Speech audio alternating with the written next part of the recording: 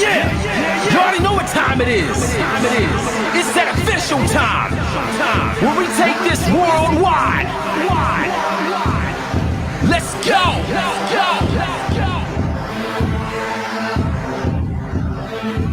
Listen.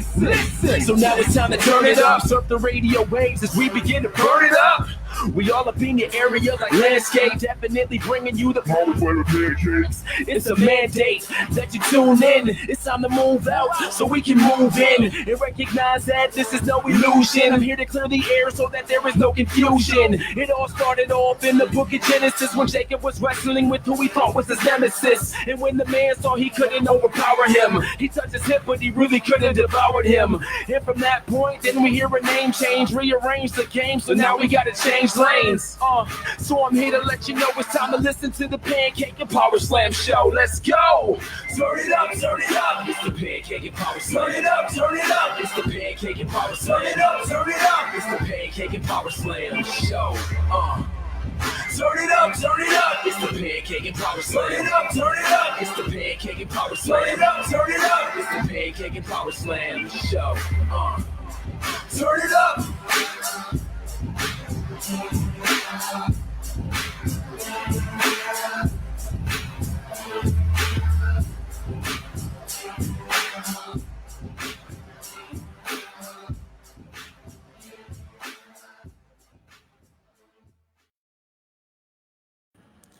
Episode 410, ladies and gentlemen. This is the Pancakes and Powerslam show. I am Chris Featherstone. We are live in a living color, getting funky like a monkey, if you will, baby. Yeah. Hey, listen, we're going to have a lot of fun tonight. Action-packed night. It's going to be so fun. I spoke with Mark Haskins earlier today, so I have a actual video interview to show you. It's about 13 and a half minutes long. We're going to jump right into the Mark Haskins interview. We got a lot to talk about. Got some interesting headlines to talk about tonight. Some really, really interesting headlines to talk about today. Flavor of the week this week, I'm intrigued to know your answers. So you'll have the whole show to figure this out. what is the what has been your favorite Saudi Arabia show so far? Okay. So the Saudi Arabia show started in April of 2018. We're going to talk about your favorite fans choice, PNP Nation, your favorite Saudi Arabia show so far. That's what we're going to talk about tonight. So without further ado, ladies and gentlemen, it is time for the Mark Haskins interview. And get your Ask Chris questions together as the interview. Like I said, it's about 13 and a half minutes long. Mark Haskins has been killing it in Ring of Honor. I was pleased, very, very pleased to talk to him earlier today, and you will see it through video. The first few minutes is just me and his voice, and then I transition over to the video with him and I talking via video. So it's going to be lots of fun, ladies and gentlemen. I'm excited, Lexi. I'm excited. You know what? I actually freed up a lot of the schedule for tonight. We're going to talk about some headlines. I got some Q&A. I got some trivia and things like that, but I'm ready for those Ask Chris questions. So I'm excited, Lexi. All right. So without further ado, ladies and gentlemen, I'm going to hop off here. I'm going to put on the Mark Haskins interview. Like I said, it's about 13 and a half minutes. Mark talks about his Ring of Honor World Championship opportunity coming up in March at the Ring of Honor 18th anniversary show against PCO and Rouge. And so it was a really cool discussion. So enjoy it. And I'll be right after the interview. And we're going to have some fun tonight, guys, just like we do every single week. All right, be back.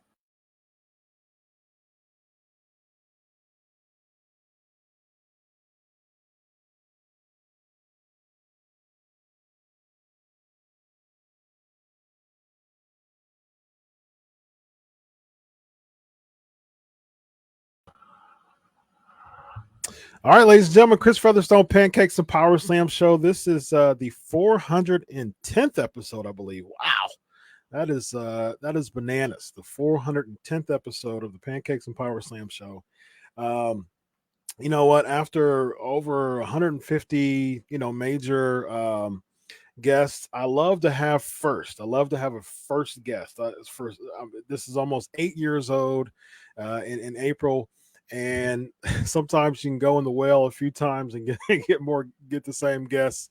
But I'm happy when I'm able to have new guests on the show. This person has been killing it in 2019, and he's been doing a fantastic job. As a matter of fact, he's been doing so well that he's propelled himself to a Ring of Honor World Championship opportunity. That's one of the biggest pay-per-views of ROH. What is this? The 18th year anniversary coming up in March. I believe if you go to ROHwrestling.com, you can get your tickets. I think the tickets just came out, start released to public a few days ago, January 31st, I believe. And then people who are an Honor Club, you got 2 days prior. So go get that Honor Club so you can get those benefits. So without further ado, this person, as you can see on the screen here, is been doing a fantastic job in ROH. I watched the Final Battle pay-per-view live when he and his wife joined him to defeat the bullying odds of a Bully Ray. Did a fantastic job. It was a great story. Bully Ray's a fantastic heel to really push someone like this guy. And so Lifeblood's member Mark Haskins, how are you tonight, sir? I'm doing fantastic. Thank you. How are you? I'm doing wonderful, man. It's great to communicate from Columbus, Ohio to the UK. Oh, wow. Yeah. Thank you very much for taking the time. I appreciate it. Yeah. Speaking of Columbus, they'll be here. ROH will be here, I believe, the 20th of April, I believe, a couple of weeks after the Supercard. So yeah, we're coming back soon. Yeah. So, Yep. It's always good to be in Columbus as well. It's a real sweet gig there. Yep. Absolutely. So let's talk about Final Battle. You really have been a mainstay in Ring of Honor for a while now. Lifeblood actually really helped you propel a bit as far as being a part of that group. even when Juice Robinson was a part of it, and Tracy Williams, I believe, and Bandito. So yeah, it was an opportunity for people who didn't know you as well to really, mark yourself as someone to be reckoned with. So, how was it really having the opportunity of joining Lifeblood? It's been great, man. Yeah, it's been one of the best years of my life. I was very much looking forward to coming to Ring of Honor. I'm very excited about it, and just since then, I've just been trying to do the very best I can with whatever it is that I've been faced with. And it felt like everybody else in Lifeblood felt exactly the same way, and that's all that we've done is just gone out there and done what we can to be the best that we can. Yep, absolutely. And you've used, like I said, that opportunity to propel you into a really marquee status in Ring of Honor. We just saw that recently, a couple months ago in Final Battle, where you had a really compelling storyline with Bully Ray. Bully Ray has a knack for being such a good heel and and that's I'm a traditionalist. I've been watching wrestling for over 30 years now, and just that old school heel is really something that's missing a lot in wrestling, and it really helps the babyface. What are your thoughts on that? Well, I think he's just easily dislikable, isn't he? He's just one of those kinds of people. Yes. Bless him. But no, he's he's somebody that, for the most part, when he's in the ring there with somebody, he's getting booed out of the building, and he's a veteran. He's been a part of this business for the past 25 odd years or so, and he's wrestled for every major wrestling company that has been successful in every major wrestling company that has been in that time. He's a guy that's one of a kind at the moment in this business, because there's not many guys like him around. So getting a chance to be in there with him and getting the chance to get in there and kick him as hard as I could was a great opportunity for me on both fronts. Absolutely, especially picking up the win on someone's, who's a Hall of Famer, and that's right. A big deal. I mean, I guess that put me on the map, because now I'm up for title contention, So that was a very pivotal thing for me to go out there and get a victory over somebody like him. It's thrust me forward to the main event scene. So exciting times are ahead. Yes. And speaking of that, like I said, the anniversary show, you have a Ring of Honor World Championship opportunity with former champion Roosh and current champion PCO.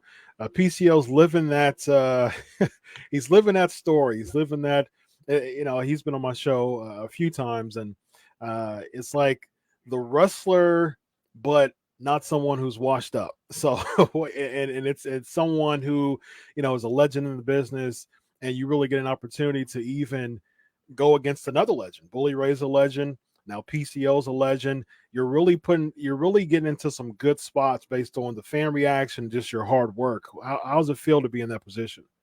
Man, it's awesome. I'm living the dream right now. I came here because I wanted to do the very best I could and, see how far I could go. And so far it's working out great.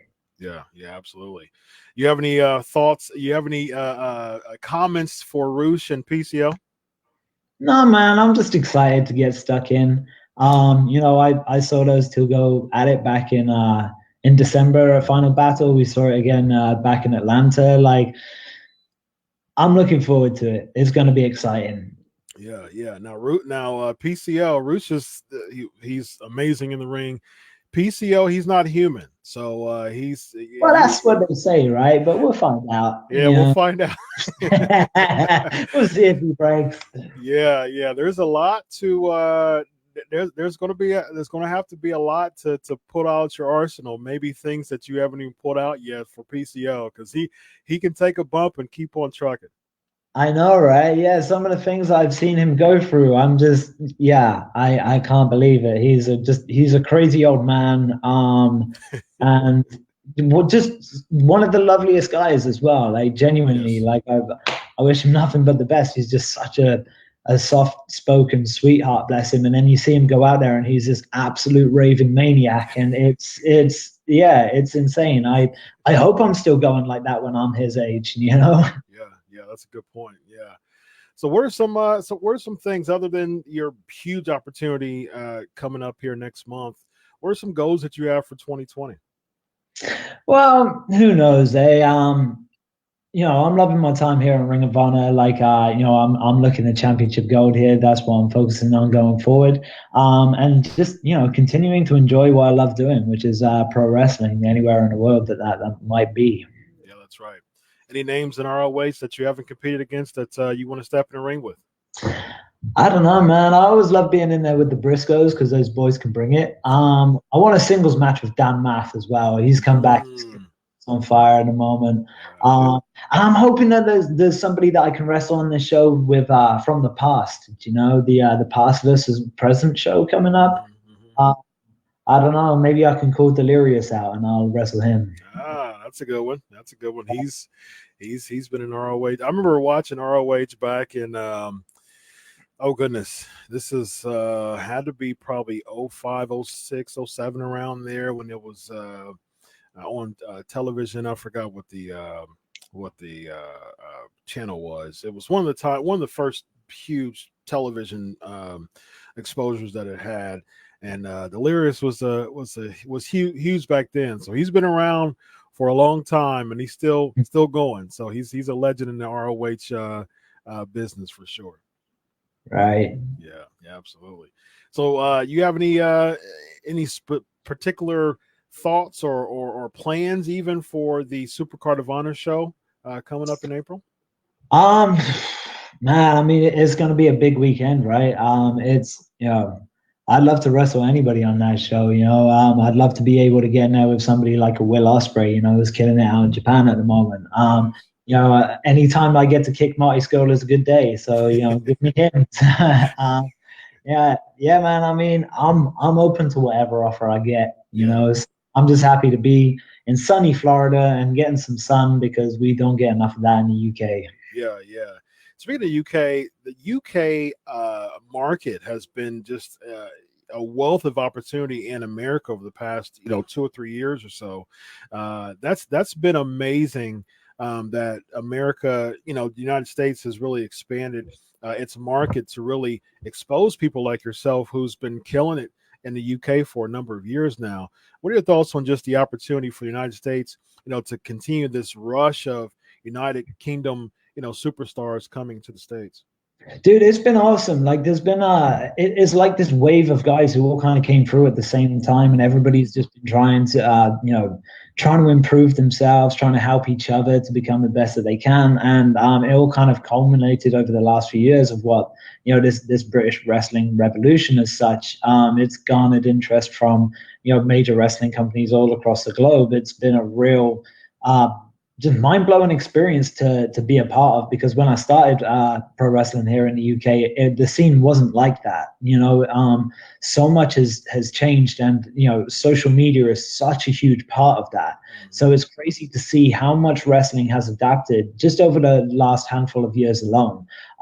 It makes it more accessible for people out there to make a name for themselves on a global scale, and they can do that from their home country. It opens up the opportunity for a bigger and stronger market for other wrestling companies to come to and be a part of. So it's been awesome, man. And it's being a part of that, it's garnered the interest of Ring of Honor. It's what brought me here, was doing what I'd done in the UK and getting to apply that trade in America as well. So yeah, man, it's been awesome. Yeah, absolutely. So you're going back to Vegas once again, guys. Mark Haskins, huge opportunity, ROH World Championship. Got the 18th anniversary coming back in Vegas in March. You have, for those who are interested in purchasing the tickets, who lives in Vegas or surrounding areas or even the UK, it don't matter where you travel from, just come be there. And it's going to be a big opportunity for Mark Haskins to represent the UK and really have an opportunity to become Ring of Honor champion. Now, would you be the first United Kingdom born ROH champion? Oh, that's a very good question. I believe so. I don't think. Oh no, wait, Nigel. There was Nigel. Yeah, that's right, Nigel. Yeah. One of the it's greatest. Just didn't happen, and I will say that I was the first. So yeah, excited to be coming to Vegas to become the first ever United Kingdom born Yes. world champion. So, I think that'll be a good way to market yourself. Yeah, there's been other people, but I'm still the first United Kingdom world champion. yeah, I believe so. Yeah, I believe so. Yep, first. Hey, I'm gonna look at his birth certificate. I'm gonna find out that it was a fraud. He's actually from Yugoslavia. There you go. There you go. Guys, March 13th, 2020, at the Sam's what is it? The Sam's Town Hotel. Come down and check it out. It's gonna be a crazy ass show. Yeah, Sam's Town Hotel and Gambling Hall, March 13th, 2020, Ring of Honor 18th anniversary show. Mark Haskins, it's been a pleasure, man. I appreciate you coming on the show. Thank you, man. Appreciate it. Thanks.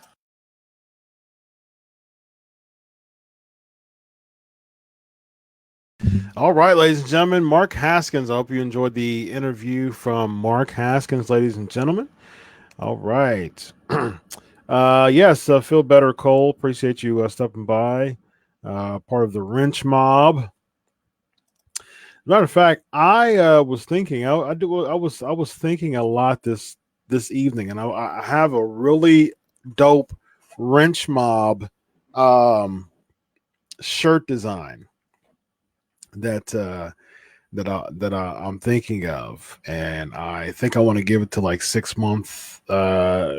People who've been part of it for 6 months. I've got some thoughts in my head, but I got a pretty dope Wrench Mob idea to have a shirt. So be on the lookout for that. All right, so here we go. Lexi, you're Vegas, aren't you? You're a Vegas gal. So I think that's coming. So that'll be in your hometown and this coming March. So should be a lot of fun. All right, ladies and gentlemen. So you ready to rock? I'm sure you guys are ready to rock and roll. I'm ready to have a lot of fun. I'm very, very excited about tonight. So like I said, we're opening up tonight. To just be, we got some headlines we're gonna talk about, but it's just throw them in as far as the Ask Chris questions. We got a lot to talk about. The headlines. I guess you guys will have to wait and see what the headlines are about. But knowing Lexi, though, she usually does a really good job asking a question that is a headline that I was going to talk about. So, but either way, hashtag Ask Chris and ask away. Really excited about tonight, about just talking about some wrestling, ladies and gentlemen. Talking about some wrestling. Next event, what's the next major event as far as WWE is concerned? No, ours, AEW's got their pay-per-view coming up, and then Saudi, right? Saudi's the next, Saudi's Super ShowDown's the next event for WWE. So that means they're not even doing Elimination Chamber in February. So, which I'm fine with that. You don't want to over gimmick. You don't want to overexpose a gimmick pay-per-view like that. That's just too much. You don't want to do too much of that. A yearly Elimination Chamber pay-per-view, that's just too much. You want to make it stand out, make it a culmination, not just kind of plan a pay-per-view and say we're going to just make a match based on this pay-per-view. So, all right, here we go. First Ask Chris question. Lexi's asking right there with the new so the chamber is March. It was Fastlane, so I think they changed it over to March. I just wrote an article about all the pay-per-views. It's March the 8th, so I think Fastlane is gone. Let me see, unless it's so Fastlane, I don't think Fastlane's on deck. I don't think it's on the books. That's March 8th. Yeah, I don't see Fastlane anywhere.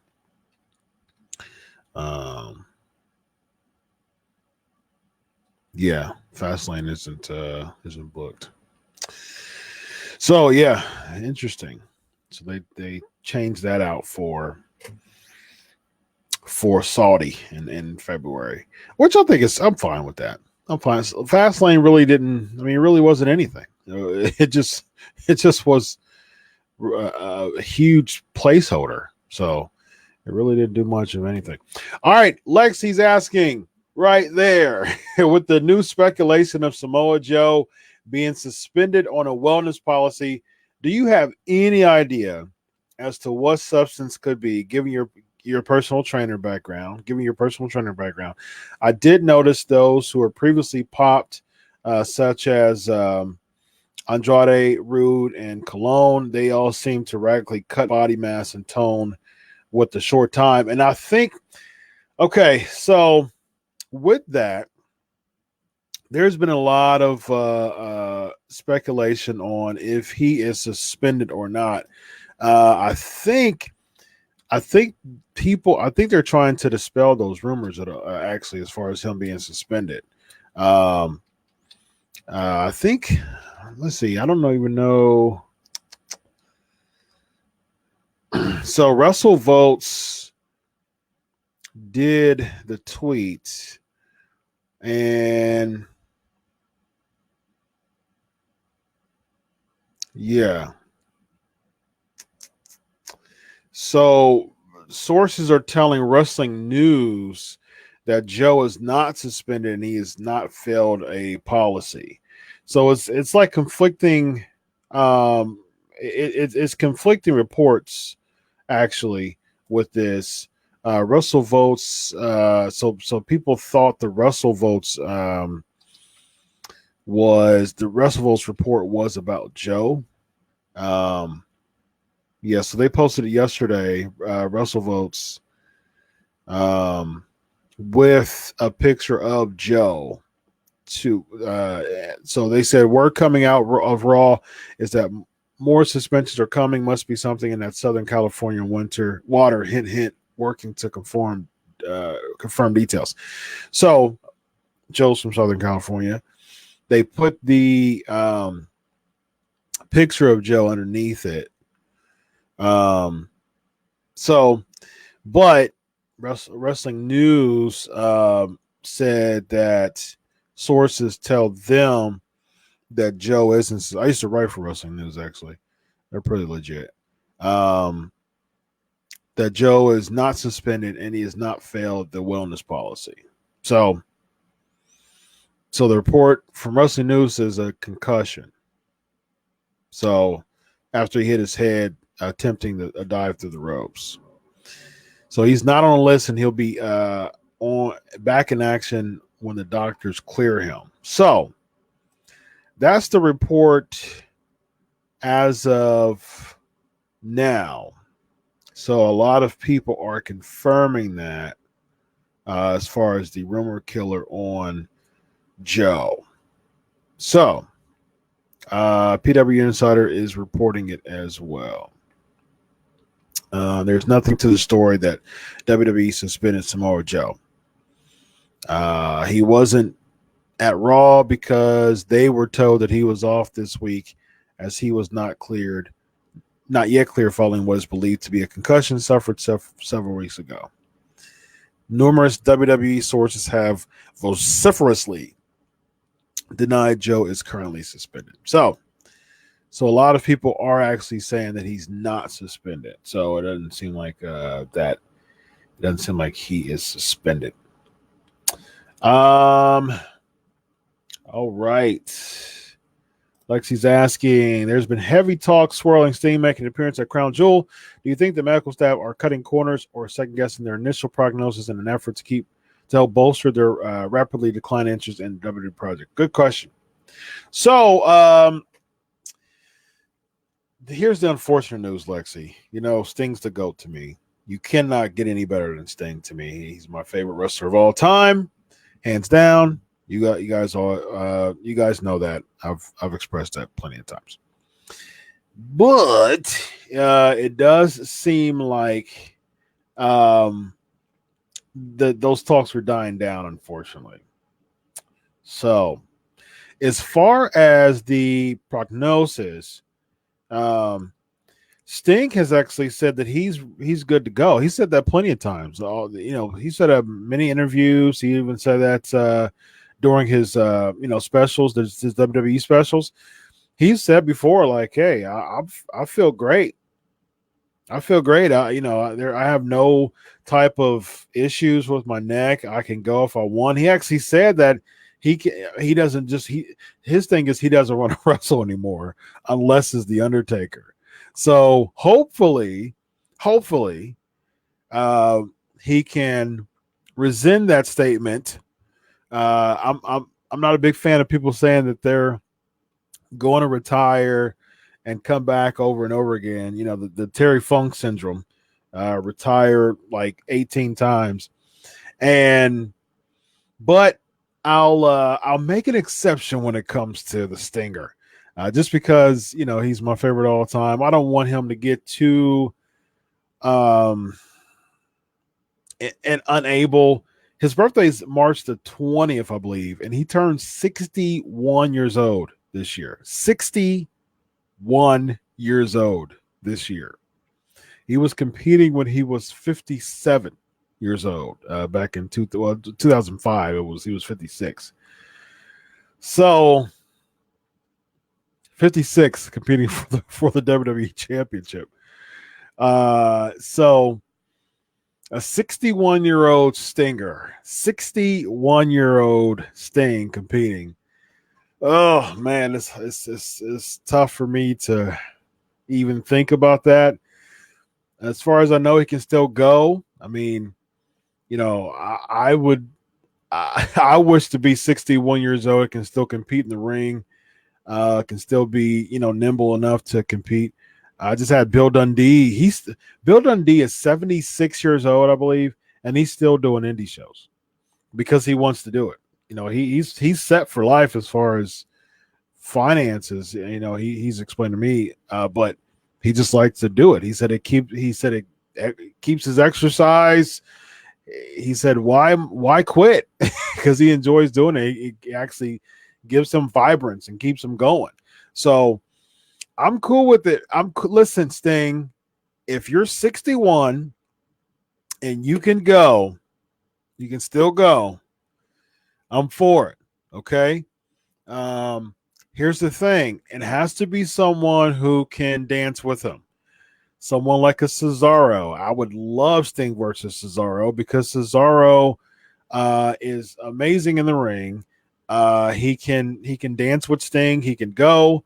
And he'd be a great person to complement Sting's restrictions at 61. So Cesaro will be a very, very high option.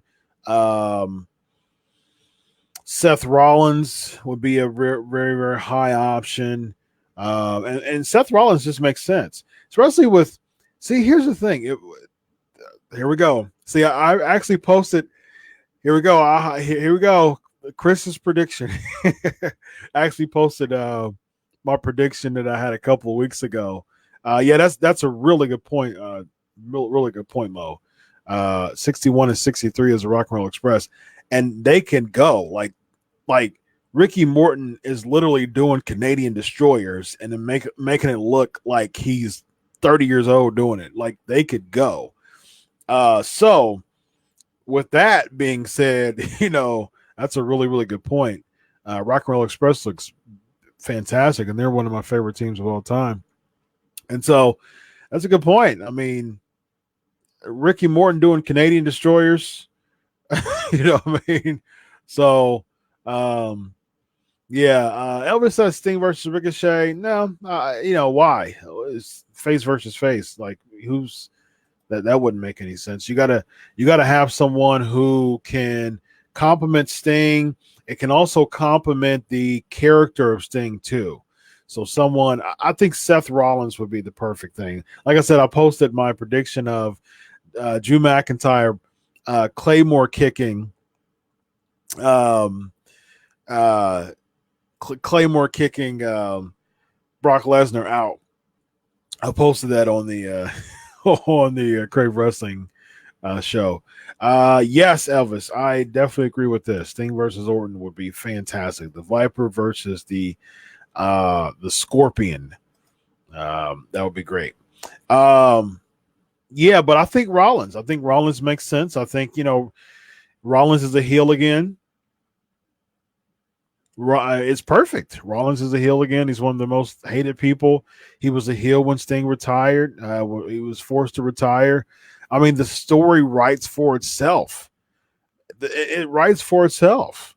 I mean, this is what I think you should do. Right now, you have the tag team champions, Buddy Murphy and Seth Rollins. That is not necessary to be defended at Mania. It's not necessary. I think it's actually good for Buddy Murphy. But this is what I would do. I would have, if Joe was out for concussion, if Joe's out and he's not cleared to compete, you have the Viking Raiders and you have Kevin Owens. Viking Raiders and AOP, that's a wash. Kevin Owens, Buddy Murphy, I'm cool with that. So Seth Rollins is left without an opponent, out of the four. So what you do, actually, I would be cool with Rollins versus Sting in Mania, to be honest with you. What you do is you have a 3-on-4 gang attack on an episode of Raw. I would probably have it right after Saudi, probably the Raw after Saudi, to build for WrestleMania. So this is what I would do. I would have Seth Rollins, AOP, Buddy Murphy, jump Owens, and the Viking Raiders. So you double team it. All of a sudden, lights go off. Sting music comes on. He comes out with the bat. He cleans house. He points the bat to Seth Rollins. Sting versus Seth Rollins, WrestleMania, and the writings on the wall. Because here's the thing: you've already got a chronicle built up for that. You've got a 365, whatever, built up for that. You have so much footage at your fingertips of Sting coming back, helping out Kevin Owens and Viking Raiders on Raw, and then competing against Seth Rollins at WrestleMania, defeating Seth Rollins at WrestleMania, and there you go. There you go. There's your retirement right there. So that, to me, would be the perfect way for Sting to go out. Sting did not go out at all correctly. His WWE run was atrocious. It was absolutely atrocious. I was so upset of how they booked WrestleMania. It doesn't matter. Elvis, I just said Sting. I said it'll be the writings on the story speaks for itself, because Seth Rollins was the last person that Sting competed against when he retired. He actually forced Sting to retire. So it makes sense. The last person that's why I said Seth was a heel the last time Sting was around. He was his last match. He called Sting to retire. Makes perfect sense for Sting versus Seth Rollins at WrestleMania. Here's the thing. One, we don't want Sting to be in a highly competitive match. He's 61 years old. Two, we don't want someone just to beat Sting.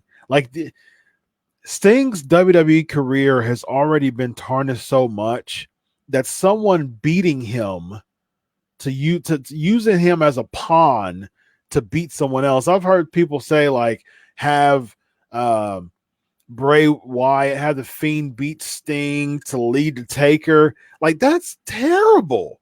Why in the world would you beat a legend to set up for another legend? That doesn't make sense at all. That's not really putting people over. And in order to really put somebody over, you actually have to establish yourself as someone who is good and is, who has a good track record, who has a good record period, who's on a momentum So you're actually passing that momentum over to someone. That's the point of putting someone over. You have all this momentum and you're passing it to someone else. You're not putting someone over if your run was horrible and you lose again. You lost against Seth Rollins, you lost against Triple H. So you haven't won a single pay-per-view match. You've been in 2 pay-per-view matches. You haven't won one of them.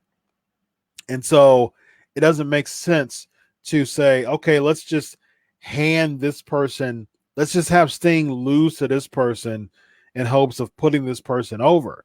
WWE doesn't really they don't do a really good job following through with really putting people over.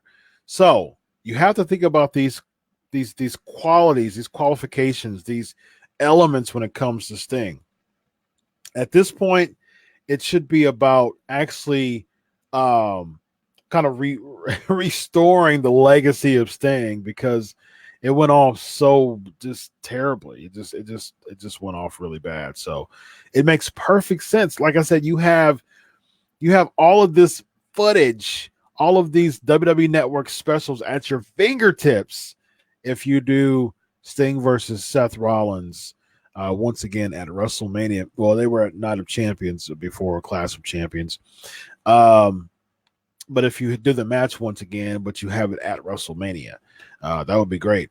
And Seth Rollins, he can afford a loss. He's a heel. He can afford a loss. Last year, he beat Brock Lesnar at WrestleMania at the first match to win the Universal Championship. He's already tag team champion. Seth Rollins can afford a loss at WrestleMania. He also, had his big moment at 31, beating Reigns and Lesnar. So, and he also had a big moment defeating Triple H. So Rollins has had his fair share. Wait a minute. And he had his big moment winning the Intercontinental Championship at 34 in New Orleans. So Rollins has had his fair share of of moments, of WrestleMania moments. As a matter of fact, is Rollins undefeated as a singles competitor at WrestleMania? Because he turned in 06, and Shield turned in 06. No, Shield turned, 31 is when he won the title. So that was 5 years ago. That was 2015. So Shield turned 2014. 15 he won at 31, right? 2016 was Houston, and he didn't compete because he got hurt, right? 17, or was that 17 was Orlando, and that was Triple H. No, wait. Yeah. Well, wait a minute. Let me see.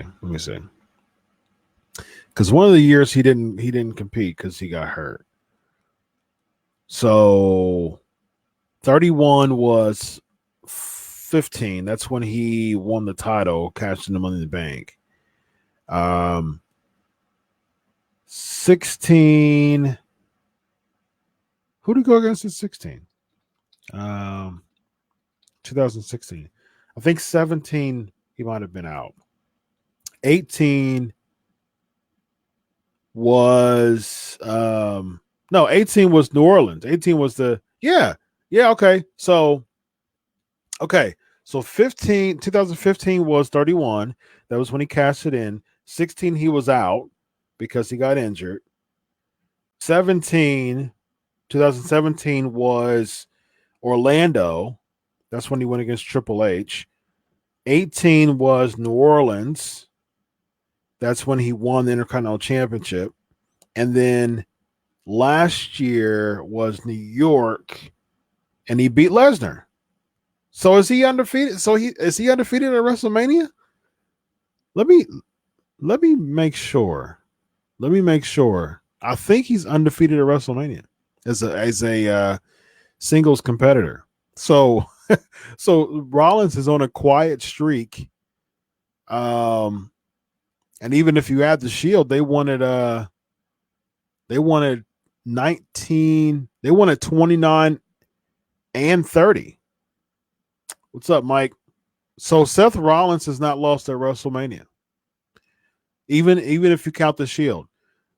29, they beat Orton, Sheamus, and Show.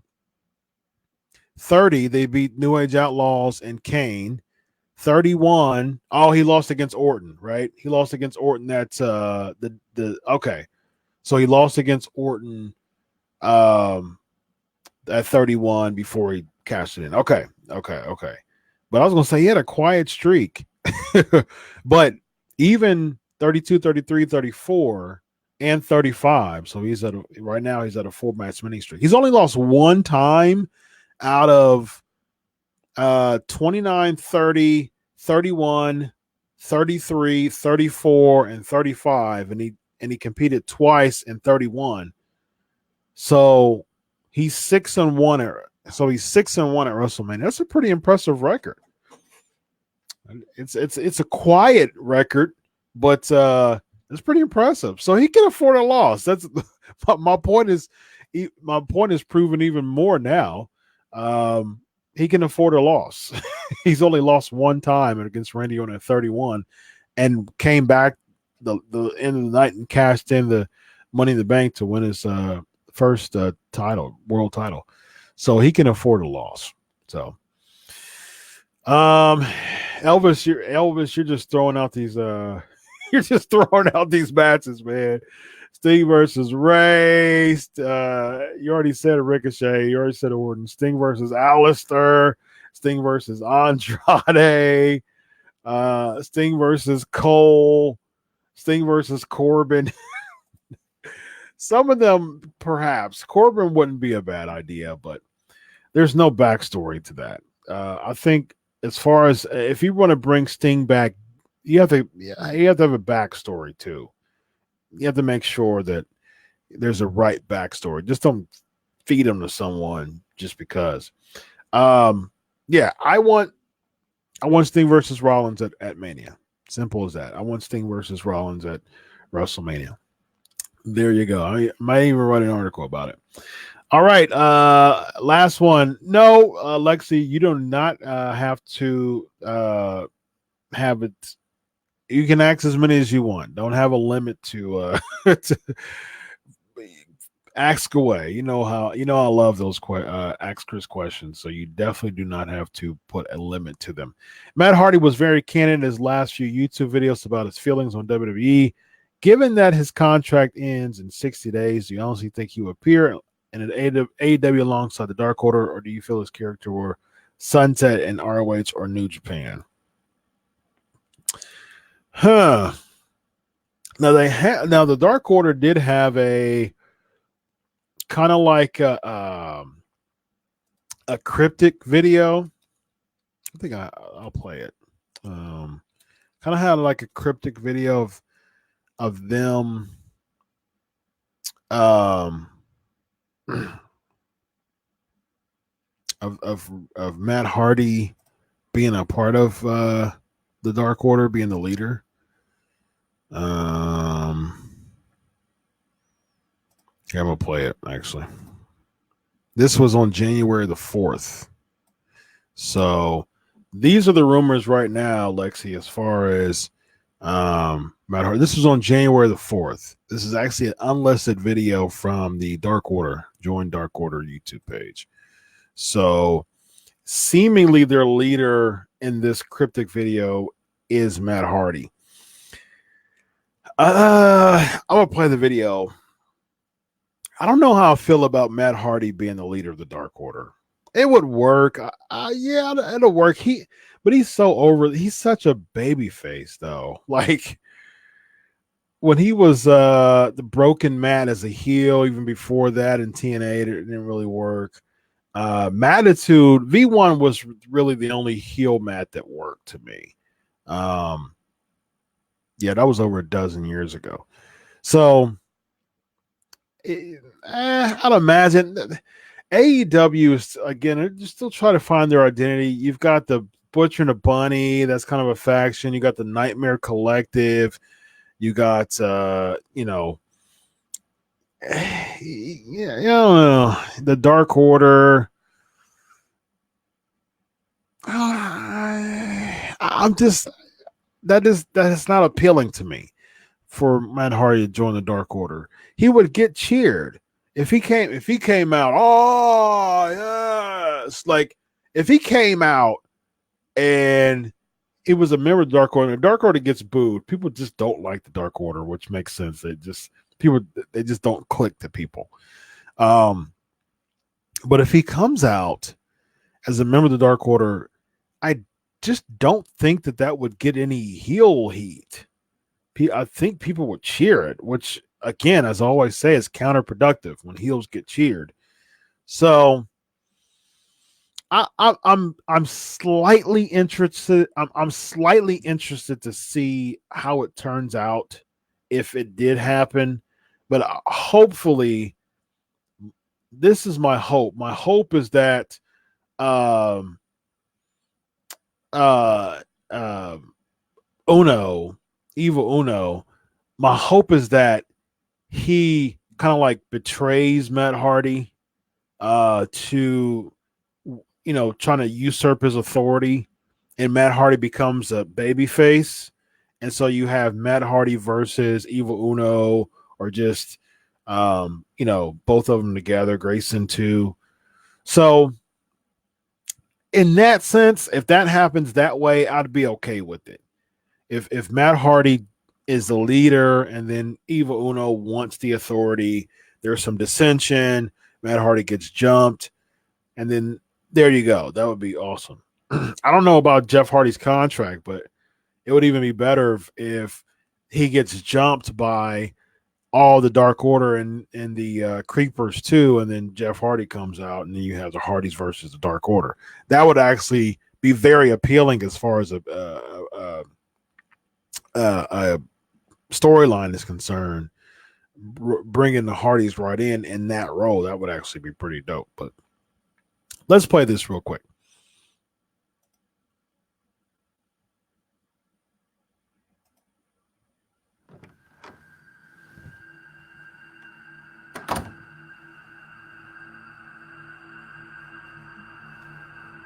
I want to make sure y'all can hear that. I want to make sure y'all can hear that. Can y'all hear that? Did I just hear that? No, but here's the thing, David. Chris Jericho's a really good heel. He does it's like this, just like that. He will make every single person boo him. He's an amazing heel because he doesn't elicit cheers. That's the problem with heels. A lot of heels, like the Undisputed Era, Adam Cole, baby, they elicit cheers. Heels should not elicit cheers. Doesn't make sense at all. That's so counterproductive to being a heel. You're supposed to get heat, pass it over to the babyface, because you're getting over because people hate you, and you're getting the babyface over because all of that hate is being passed over to the babyface, which gets the babyface over. That is the tried and true method of suspending disbelief, professional wrestling, comic book come to life. The bad guy gets all the momentum. Seems like he's about to win. Good guy wins. Good guy beats the bad guy. Gets the pass over. Good guy gets over. That's how it is. Hogan, Andre, Austin McMahon, Savage, Steamboat, like you name it. You name it. It's just how it is. I mean, that's what wrestling's all about. Chris Jericho is a fantastic heel because he garners boos, and when he notices that people are cheering him just like that, he gets boos that quick. So people want to cheer Jericho, but they want to hate him. People love to hate him, and that's what makes him a really, really good heel. We need more heels like that. That's why King Corbin is one of the best heels in all of professional wrestling right now. Love him or hate him, which the point is to hate him, so he's doing his job. Baron Corbin is one of the, hands down, probably the best heel in WWE right now. Hands down. I can't think of any other person who's a better heel than Baron Corbin is. And, I hate Baron Corbin. Okay, that's the point. The point is to hate Baron Corbin. You've done your job. It's funny how these fickle fans, as Daniel Bryan would say, which I agree, it's funny because they look at a heel and they complain that they don't like a heel because they want to like the heel, and they complain that the heel is unlikable. And that's entirely the point, for the heel to be unlikable. Oh, man, I don't like him, man. He's just boring, and he just can't wrestle and all that stuff. And I just can't stand Baron Corbin, man. Okay, job well done, Baron Corbin. That's exactly what it's supposed to be done. I think we need to kind of get out of some type of vacuum and get back to what just the grounding of what pro wrestling is to suspend our disbelief, cheer, boo, good guys, bad guys. So he's doing his job correctly. I think the Dark Order are good too, as far as heels, because people don't like them. I don't like the Dark Order. I don't even enjoy them, though. I mean, like, the thing is, so there's like the X-Pac heat, right? So there's the X-Pac heat is the heat that, like, we just don't just go away heat. Now that's not good because we just want them to go away. But Dark Orders kind of have that X-Pac heat, though, like kind of like that go away heat, because people just aren't invested in them. I think that if Hardy does join the Dark Order, it would cost some investment. And then if they turn on him, then he's back to being a babyface. So I think there could be some dynamic there. All right, so here we go. Let's play this Dark Order video.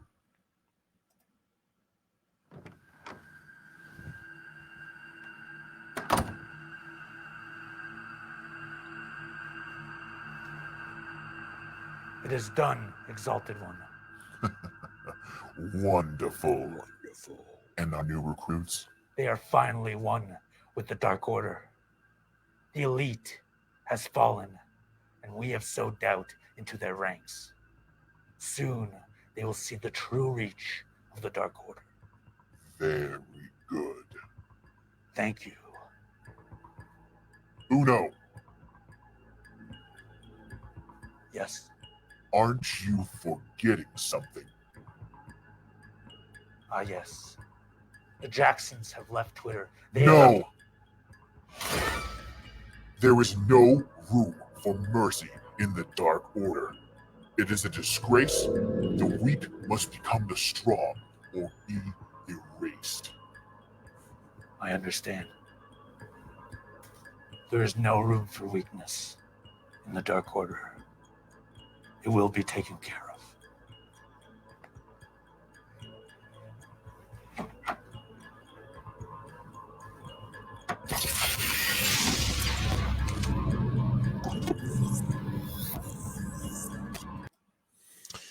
All right, that is the video of the Dark Order. So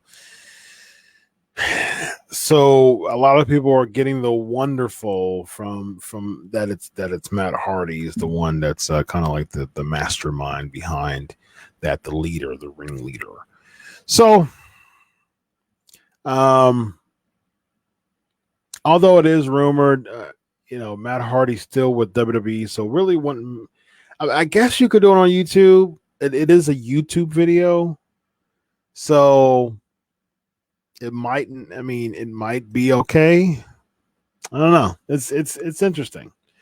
It's very interesting. So we'll see. We'll see how it goes.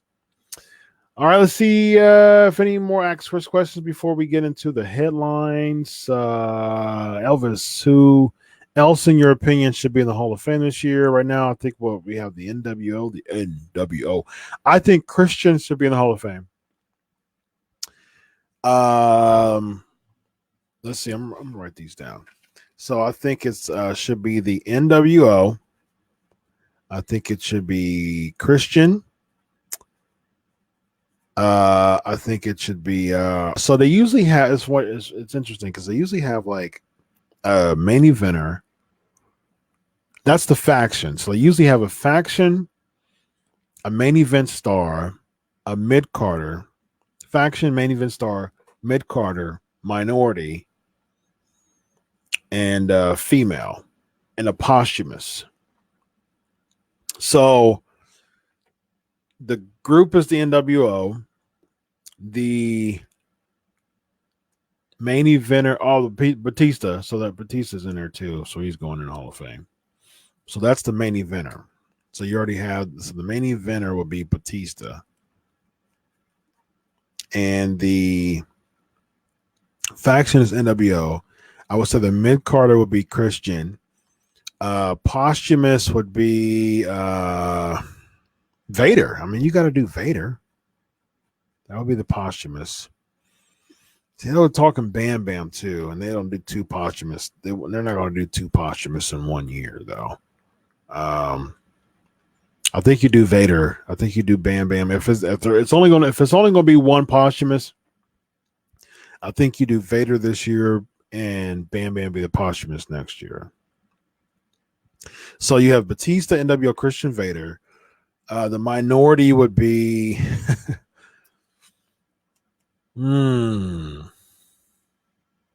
as far as this year, they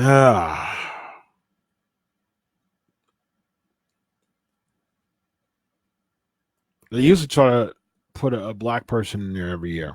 At least they try to.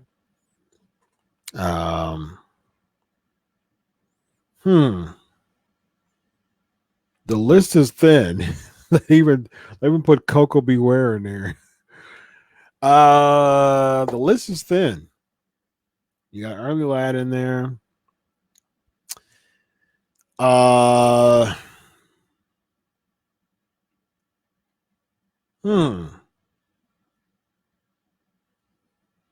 really can't think of a black star that's like a mid-carder who was a huge name in the WWE.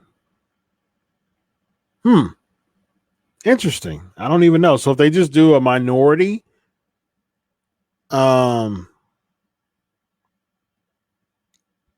can't even think of like a Latino or Hispanic. That was huge because you already have like Puerto Rican or Mexican. I don't know. I mean, it's a very interesting conundrum we have here to try to fill in all the criteria of the Hall of Fame. Because right now, I think you're going to have Batista, NWO, Christian, Vader. The female,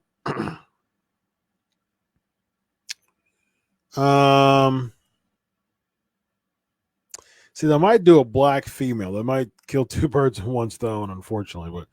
But you might do a Jazz. And I like Jazz. But I think you'll put Victoria in before Jazz. So that would be my female, would be Victoria. So you have Batista, NWO, Christian, Vader, Victoria, and then your minority. Teddy Long's in there. Booker T's in there.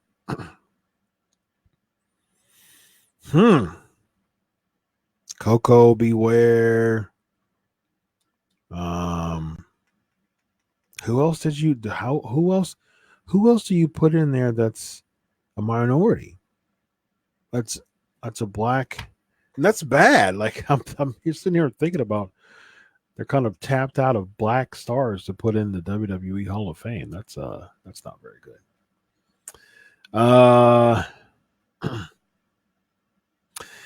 D'Lo. I was thinking D'Lo, but D'Lo's actually going to be he's actually going to be the TNA thing. Keep that in mind too. I got some interesting news coming up about that as far as the 8th anniversary.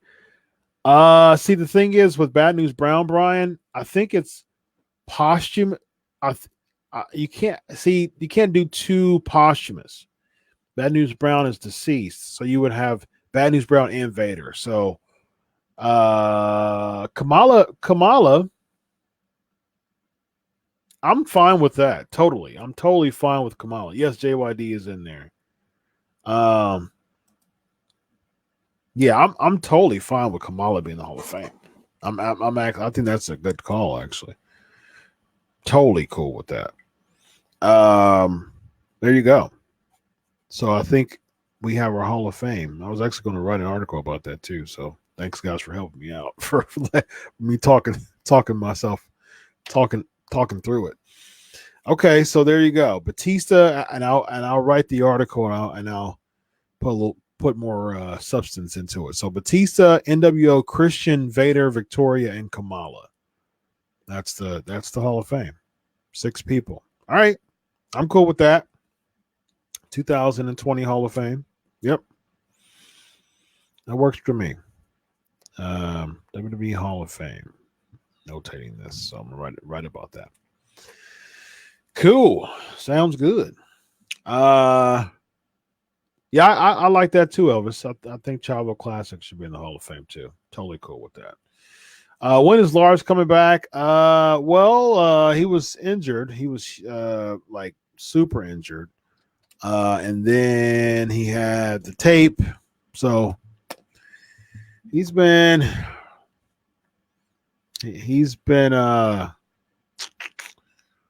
unfortunate. I think he was training last year, late last year, December.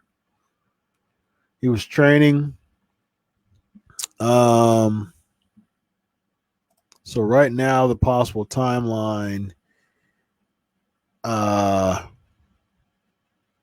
So they had him out for a year for the knee injury, and that's of last June. So the summer. So the summer is when it's looking like summer of this year for that knee injury. But I mean, there's been so much controversy going around with Lars, though. So yeah. So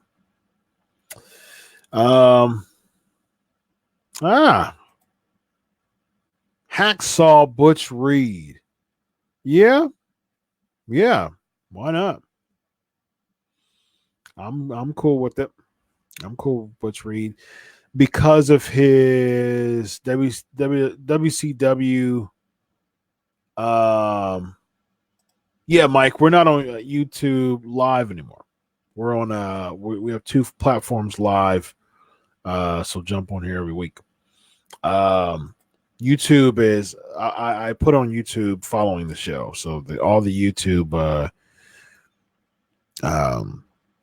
the weekly YouTube as of now, and that's why I said join the Patreon, because if we have a few more patrons, we'll be able to do 3 platforms at once. So that would be great. Right now we're on 2 platforms, and then we'll be able to get back into reestablishing the Wrench Mob live with all the admins and all that good stuff. So I want to get back on YouTube, but it's more about building the brand up through the wonderful platforms that have been given to me that's reaches over 1 million people. So I am very blessed. People love the Pancakes and Powerslam show. I'm getting 4 figures every single week. So yeah. The thing is, I'm sharing it on my personal page and on my Crave Wrestling Facebook page. So right now, the show is on like 4 different pages right now. So YouTube is a different deal. YouTube isn't a file sharing site. You have to upload it. So yeah, that's you can go live, but I can go live on YouTube and Facebook at the same time. But as far as the Crave Wrestling YouTube, it's more about getting more subscribers, which I have. And as a matter of fact, I jumped up like 40 subscribers over the past few weeks. So that's huge. Thank you, guys. Thank you all for that. That was fantastic. And actually, I'll be able to change my URL, and I haven't done that yet. So I'll be able to change my URL to be specific to what I want. So come on, guys.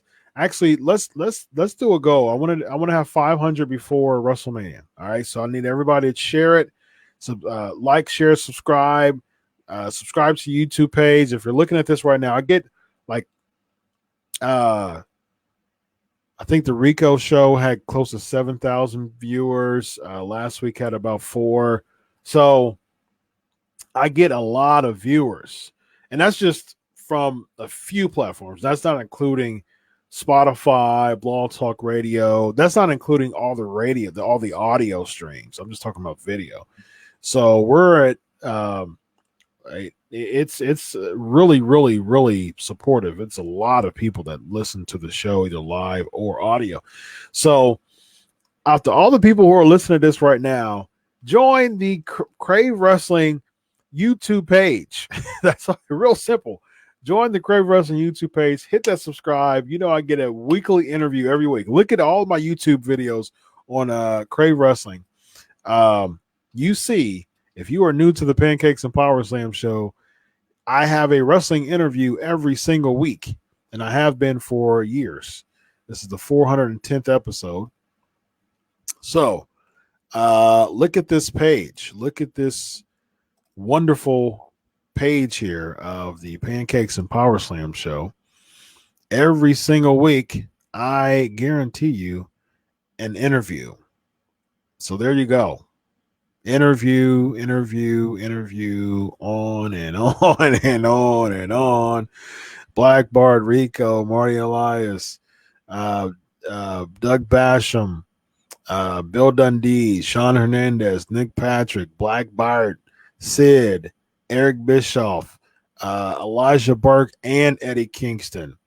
Ice Train and PN News, PCO, PN News, JTG, Mike Knox, Black Bart again, Ice Train, Gene Snitsky, Chris Masters, Raka Khan, Flip Gordon, Sean Stasiak. So that's over and over and over. I guarantee you an interview every week.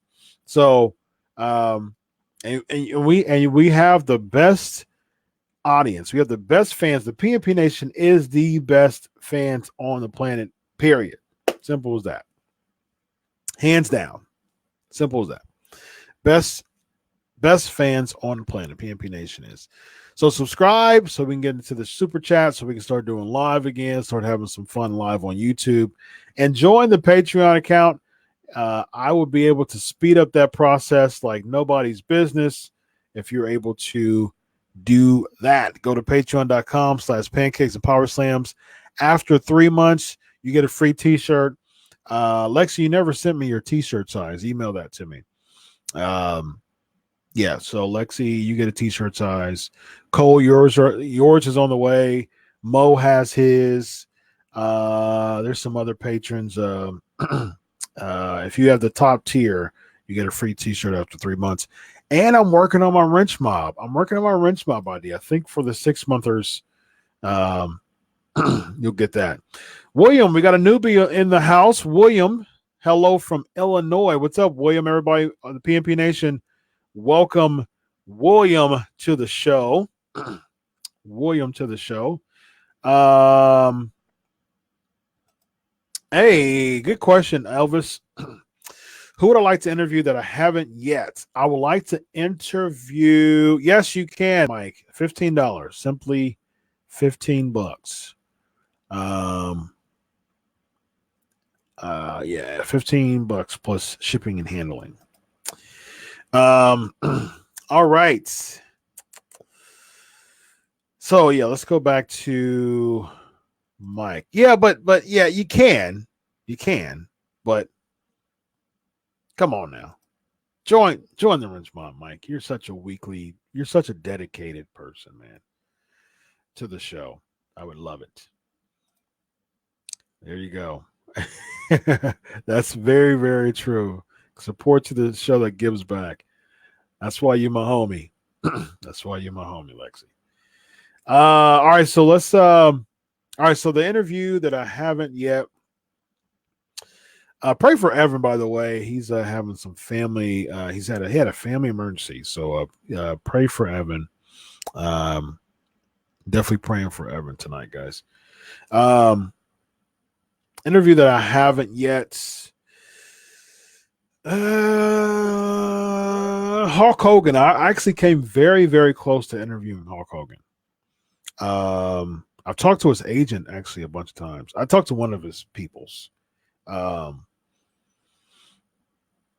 Yeah, one of his peoples. Actually, I had a one of his sources actually gave me some exclusive information that actually reported and actually ended up being true. So my exclusives are legit.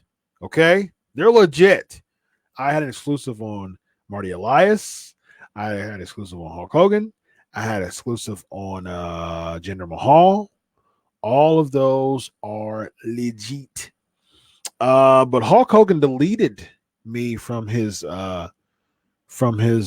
Twitter. He blocked me on Twitter. I've never had any anything with Hulk Hogan. Possibly I asked him to be on the show this is around the time when he was needing to apologize, and I had like a very sincere message.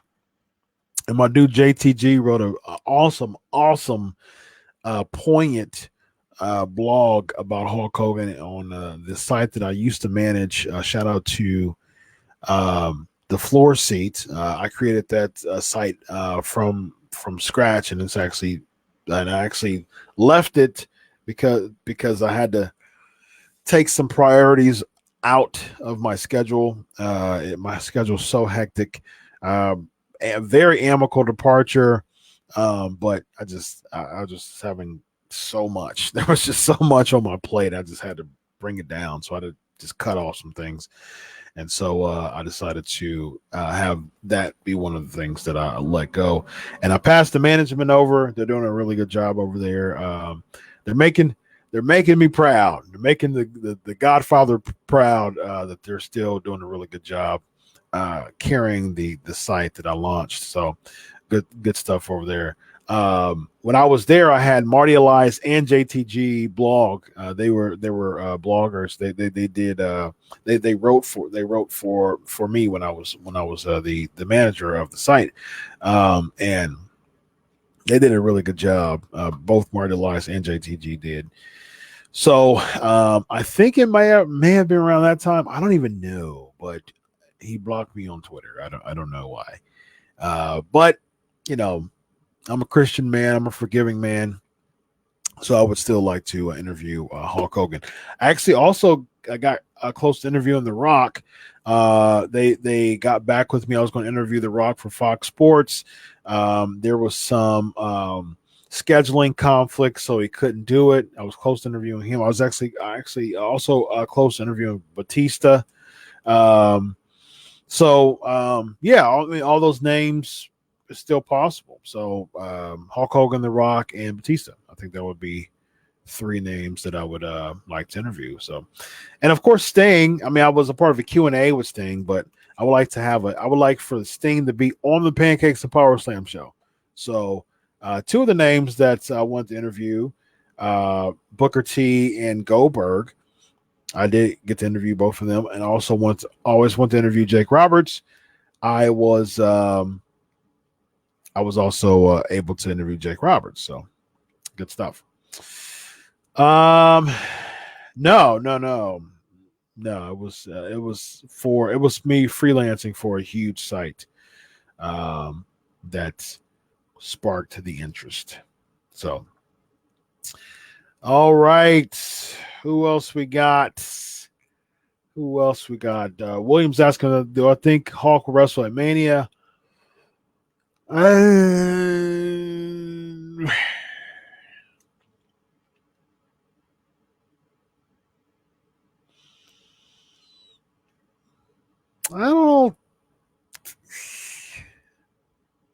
don't think so. I don't think so. I'd be okay if he did, just for the nostalgia. But yeah, it's not looking like it. On the heels of WWE losing $1 billion in stock value in one day and continuously losing, coupled with the departure of the VPs, do you think they were actually co-presidents? Michelle Wilson and George Barrios. So, yeah. Do you think that WWE will recover, or is this a sign of a failing industry titan? I think they'll recover. Yeah, I think they'll recover. I mean, it's just a matter of just changing. WWE always recovers. So I mean, I don't think it's just the demise of WWE. I'm gonna kill what I created. I'm gonna kill it, me, in the NWO. I don't. Yeah, I don't see that happening. They'll bounce back. I don't see any problem with them bouncing back. It's just a change of management with any company. I mean, WWE's a publicly traded company, so they just had a change of management. I mean, they've been there for a while. I think over, I think 07 or 08, around that time.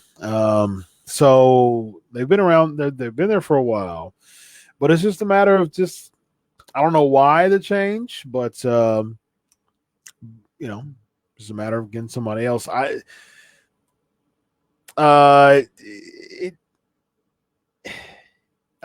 Thanks, David. Appreciate it, man. Listening while washing dishes in the deli at Safeway. Keep rocking, brother. Appreciate you, man. Hey, welcome, David. He's a newbie too. He's a newbie to the PNP Nation. Everybody, welcome, David. Appreciate your support, man. So yeah, it's change of management. I mean, just like every other company, it's not for a huge company. It's like Target or Walmart, changed presidents. They're going to crash. No, they're not going to crash.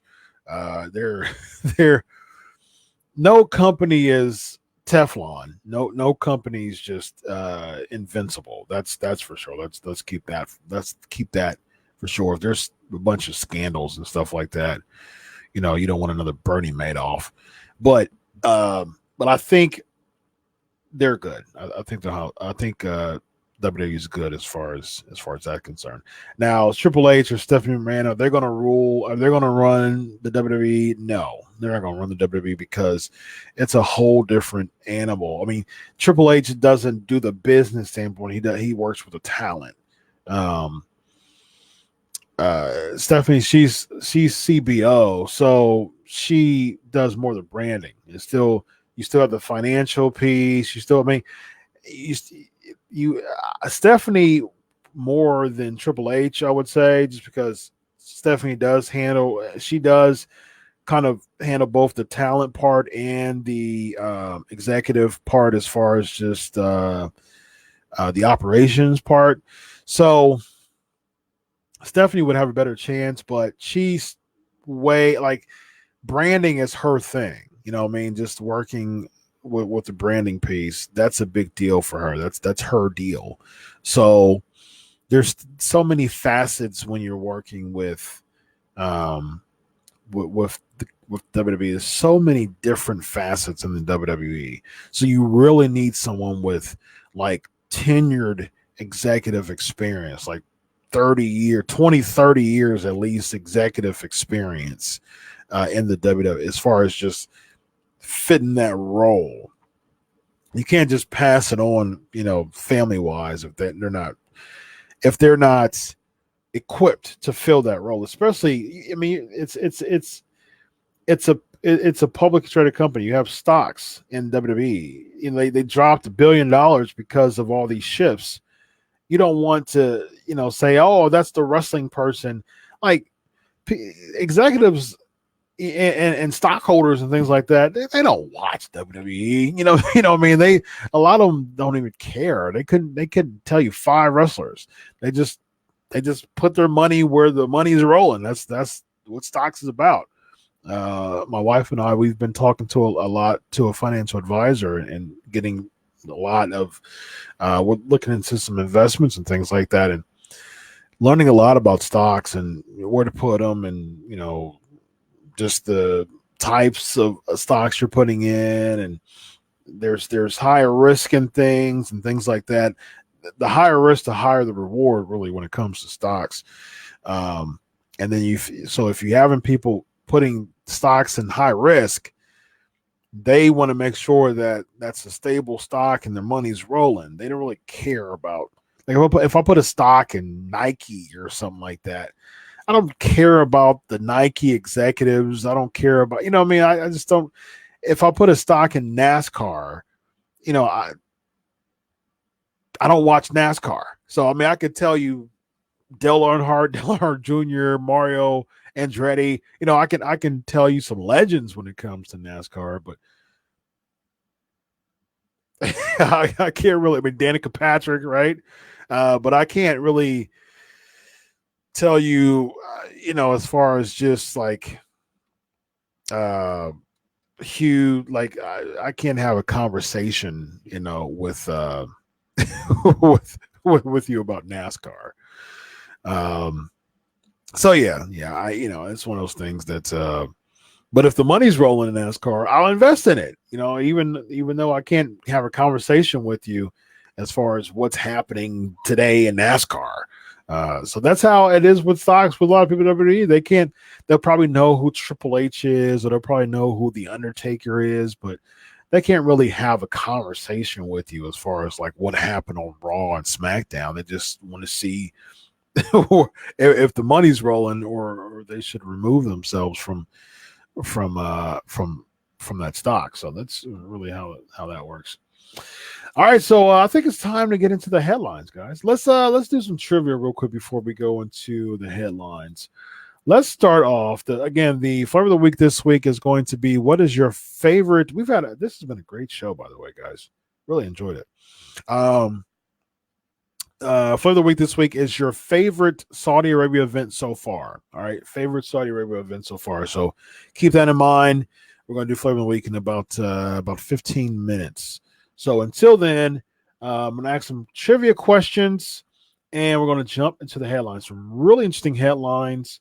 I think I might show another video for the headlines this week. So we shall do that. Let's do the first trivia question of the night. What year did the Brainbusters win the WWE Tag Team Championships? What year did the Brainbusters win the WWE Tag Team Championships? Tag Team Championships. Don't say your answers yet as far as Saudi Arabia. There you go, Mike. 1989. 1989. Great job. Next, who did Bret Hart defeat to win the United States Championship? Who did Bret Hart defeat to win the United States Championship? Nope, you can't go with the one that never happened. Who did Bret Hart defeat to win the United States Championship? The WWE United States Championship. WWE United States Championship. Who did Bret Hart defeat to win the WWE, the United States Championship? Anybody know? Anybody know? Did I stump y'all? Did I stump y'all? PNP Nation, come on now. We're supposed to be some wrestling scholars here. The WWE United States Championship. Owen Hart was never the United States champion in WWE. WWE, he wasn't even alive when the WWE United States Championship. Really? Y'all don't know this. Y'all don't know this. Stumped. You guys are stumped? What? There you go, David. The Miz. Good job, David. Y'all letting one of the newest members of the PNP Nation. Come on, regulars. You guys are letting David, a new member of the PNP Nation, school y'all. All right, let me do one more so y'all can redeem yourselves. What year did the Brood debut in the WWE or WWF back then? But what year did the Brood debut in the WWE? What year did the Brood debut in the WWE? What y'all got? Mike said you Googled it, David.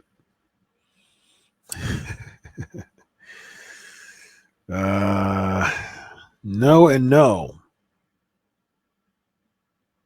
No and no. Not 97 or 2000. What year did the Brood debut in WWE? There you go, Mike. 1998. 1998 is when the Brood debuted in 2004. The Brood in 2004? No way. No. Gangrel wasn't even there in 2004 anymore. Yeah, definitely a 90s team. 98. Yep. 91. No. David was close. 99. That was close. That was close, Lexi. It was 98 though.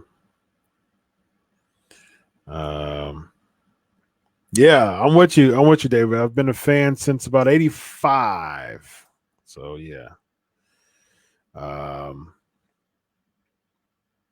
85. It's about 85. 85, 86 is when I started watching wrestling. All right.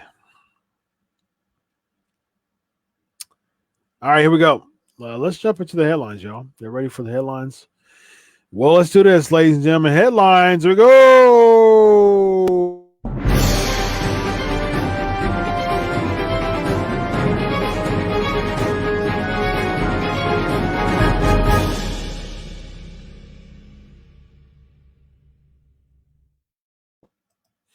All right, Goldberg's returning to WWE on SmackDown. Saudi Arabia match is probably going to be intact. That's probably why he's coming.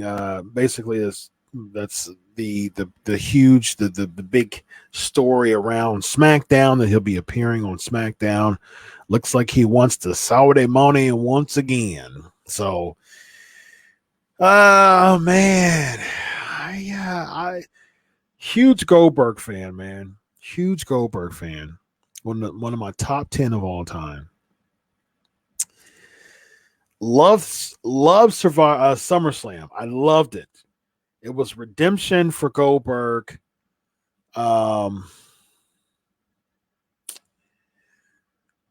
Saudi last year was just a bust. Granted, he got a concussion. I loved Goldberg versus Undertaker on paper. I loved the build-up. I loved that matchup. But, in fairness, he got a concussion. So, I don't know how to feel about this, man.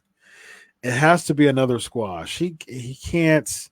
Saudi Arabia, it's kind of like a one-off attraction, too. It's kind of like a animal of its own, similar to WrestleMania. So if he does, okay, so it has to be someone on SmackDown that's a heel. So you have, well, when he was on my show, he said he wanted to face Roman Reigns and Taker. When I interviewed him, he said Reigns and Taker. So we might have Reigns and Goldberg. I'm not into that. I'm not really into that. Yeah, you had the legend versus legend of Goldberg versus Taker. Then you had Goldberg and Ziggler, which was good. I really, really enjoyed that because Ziggler could dance with Goldberg, so to speak. And he was a good person to use for Goldberg to win in this redemption. You don't want to do Reigns Goldberg because that's another Goldberg loss. So if Goldberg's fine with losing against Reigns, I don't know. I don't know. If it was up to me, I would do someone like Shinsuke Nakamura or Cesaro or Sami. Oh, Sami Zayn won't go. He doesn't go over there. So Ziggler, Rude, Corbin. I really like Goldberg Corbin. I like that a lot, actually. That would actually be my choice, Goldberg Corbin. And just have Goldberg beat Corbin. I mean, that's the way to go to me. So one off. Again, if he loses to someone, it just doesn't put them over. You know, that concept is just not really capitalized. It's not really a concept anymore. Putting someone over isn't really, or using a legend to put someone over, it doesn't really exist anymore because the booking is so bad. So he wouldn't be putting Reigns over. Reigns does not need to be put over. He beat Taker at WrestleMania. He gave him his second loss at WrestleMania. His last loss. He only had one of two losses. He was against Roman Reigns. So Roman Reigns, he's a 4-time champion. He's established. So he doesn't need Goldberg to be put over. So I would say Corbin. Honestly, I would say Corbin. I would really would be someone who I want Goldberg. I mean, he's a great heel. I'm cool with Corbin, honestly. I definitely was cool with yeah, William. I agree. Goldberg has to win in 30 seconds or it's not worth it. I totally. That's exactly correct. Yeah, I mean, it has to be a squash. I mean, and that's the thing. People complain about Goldberg. People actually think that people have to know how to wrestle to be successful wrestlers. Like, Hogan wasn't a wrestler. Andre wasn't a wrestler. The Rock wasn't even really a wrestler. I mean, it was more his character. He had some decent matches. I mean, his ladder match, I think it was SummerSlam 98 against Triple H. That was a really good match. Was it SummerSlam 98? The ladder match? I think it was. I think it was with Triple H. Yes, SummerSlam 98. But I mean, he was a character. The Rock was a character. He's super duper over because of a character. Goldberg was never known as a wrestler. He's a Hall of Fame.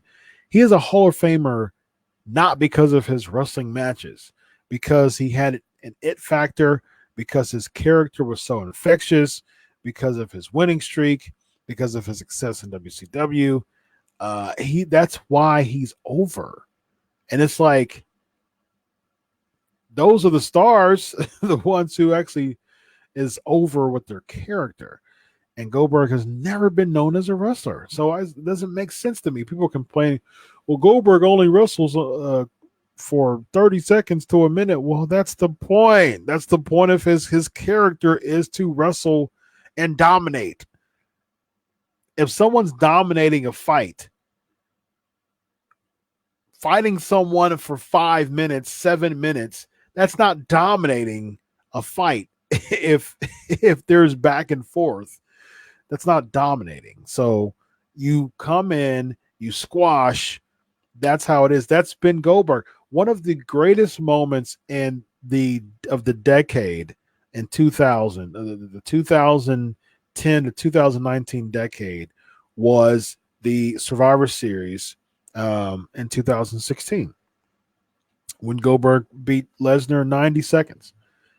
And that's one of those things that was one of the greatest moments and of the decade. One of the most shocking moments. had one of the biggest crowd reactions of this entire decade. It was Goldberg versus Lesnar, not because of the match, but because of the shock value and because of Goldberg being Goldberg. So that is his bread and butter. Why in the world would you divert from that?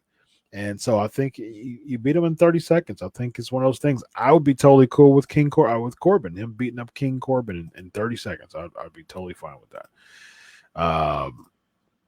Yeah, I think that's the way to go with that. Riddle, yeah, Morrison, no. Oh gosh, Elvis. You know you're my guy, man. You know you're my guy, Elvis. But where do you think about what these matches? Goldberg versus Morrison. No, that's not going to get you over. Goldberg versus Miz isn't too bad. Isaac, everybody, welcome Isaac to the show. Welcome Isaac to the PNP Nation. He's a newbie. Welcome to the show, Isaac. Goldberg and Show, no, Brian, no. Shows, you know, he flip flops from face to heel. But oh no, that would be awful. That would be awful. Now, plus he's on Raw, I guess now, unless Legends can flip flop. Yeah, I agree, William. Rock Austin, that was 17. That was a really good match. 19 was good too. Rock Austin 19 was good too. No, Batista's retired. He's not coming back. He's in movies now. So, and again, you can't see. That's the thing, man. Like you just gotta. It's gotta make sense. It has to make sense. You can't just get to the point where you're just throwing matches together. That does not work. Goldberg versus Braun. Braun's a babyface. Why? Well, I mean, why? Goldberg's. If you think about it, you're in Saudi. Braun's been way over in Saudi, and he's a babyface. Why would you bring in Goldberg as a babyface? And he's a babyface. That's who Goldberg is. To go against Braun Strowman, who's another babyface. There's just no rhyme or reason there. It just for Goldberg, for this to be successful, it has to be two things. One person who they think is strong enough to go over Goldberg, and I already gave you what I feel about people going over. But Goldberg doesn't rock that way, and I don't blame him either. Like, look, you're not just going to beat me, just I'm not going to be a pawn in some other person's development, without some rhyme or reason to it. And I totally agree with it. And so, I think you do Goldberg Corbin. That's I'm resting on that. I'm landing on that. I think you do Goldberg Corbin. And here's the thing with this, Ryan. That's kind of like the unwritten rule, but I think I'm not a fan of that rule. I'm not a fan of that rule. If it makes sense, yes, but not simply for the purposes of losing. You've had someone who's busted their butt, who's drew money. Like, here's the thing. That concept to me is like, that needs to be picked apart, because you have someone who drew all this money within WCW. Sting was the really big catalyst for the reason why WCW was dominating the Monday Night Wars. But then you have Goldberg and DDP. Sting, Goldberg, DDP was really like them against the NWO. That was really the thing, but especially Sting though, and especially Goldberg when he was on the streak. So he drew all this money, draw, money, seats, making the company more lucrative. So we're going to pay you back by just having you lose to somebody. Like, it has to make sense. So just simply looking at the lights, that other rule needs to be dissected a little bit more, honestly. Now, if it's paying respect to the business that gave them the money, I understand it from that vantage point. But still, you don't want to tarnish your legacy that you've built just for a simple loss. And that's why I like Shawn Michaels. That's the reason why he refused to go against AJ Styles. Like, if there's backstory to it, if it makes sense, if all of that, I'm cool with it. But I'm not going to just lose to AJ Styles and you don't have much. You don't have much going on for AJ Styles. You're not just going to catapult him to stardom. I don't want to tarnish my legacy for the risk of you maybe booking that person right. So yeah, I'm not a fan of that. All right, the Revival turns down $700,000 a piece. Now, this is some crazy stuff, man. So yeah, they requested their release again, and they were offered a 5-year, $500,000, I believe, last year, around the spring of last year. They turned that down too. Their contracts are up in the spring, I believe. I believe it's April. So.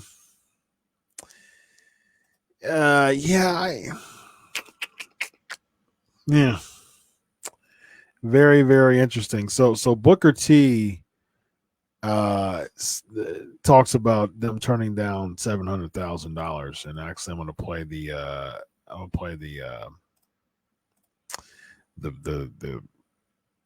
I have to play this video because I don't blame him here. So I haven't listened to all of it. I hope that there's no profanity. I listen to Booker T stuff a lot, and he's pretty clean. So let's go ahead and play it here.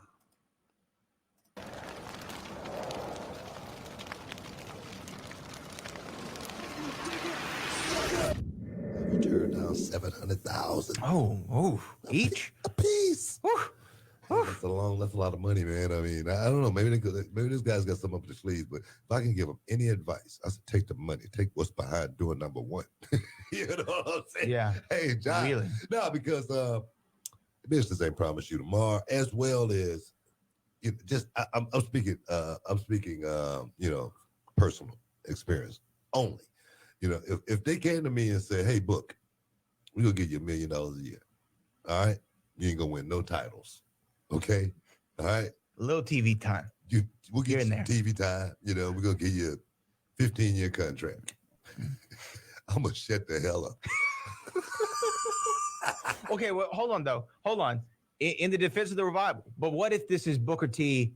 Right as you're starting your singles career, you come out WCW Nitro, people are raising the roof, right? You go, you win the world title, then you jump over to WWE. You're the world champion, United States champion at the prime of your career, the hottest that you've ever been.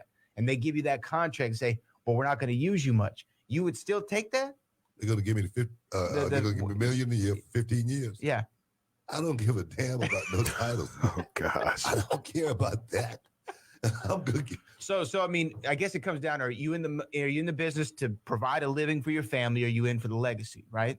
Is that what it comes down to? The legacy and all that is okay, all right? Right. Just say if I had the choice of just getting the money and not working, I'm taking the money. Right. And I'm not gonna care about the legacy. Right. Because I'm gonna take that 15 million and I'm gonna parlay that into hopefully, 45 to 50.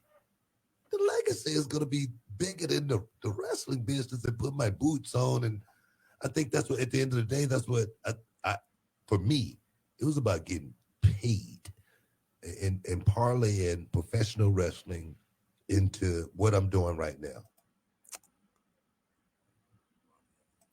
All right, I think that's good. Yeah, it's about a little bit 2 minutes into it.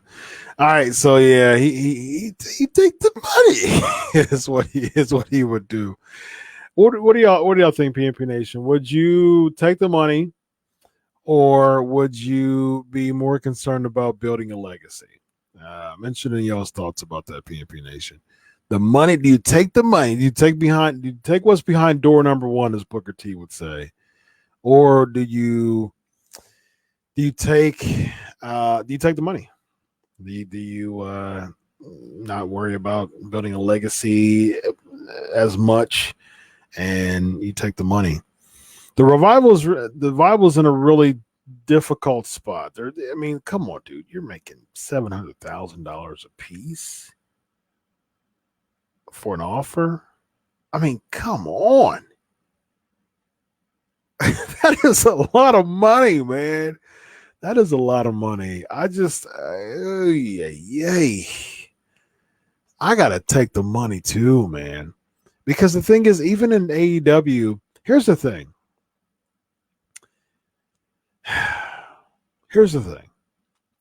And you're not going to get to a point where it's really tough for a tag team to be among the greatest of all time in this era.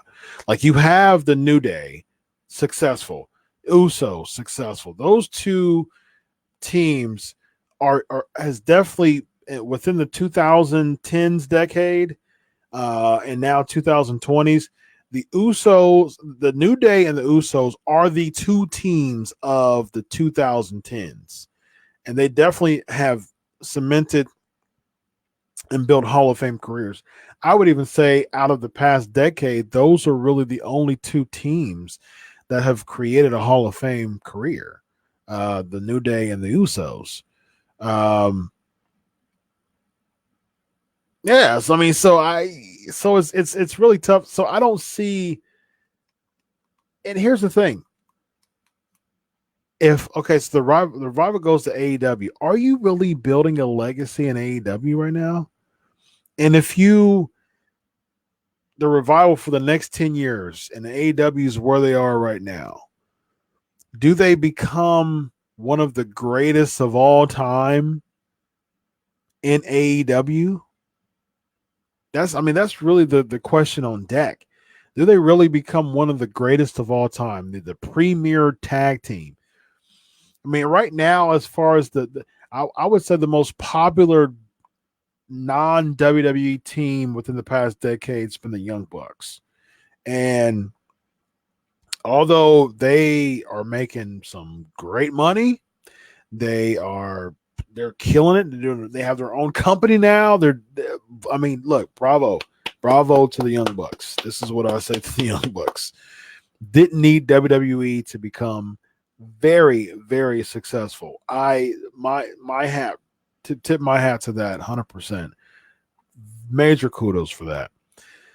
But here's the thing: the Young Bucks isn't really creating a legacy. I wouldn't say it's a legacy. I think it's success. I think it's absolute success. If they never step foot in WWE, they don't need WWE. They don't need them. They'll be successful. But as far as creating a legacy, as far as one of the premier elite tag teams of all time, I wouldn't say legacy. So I don't see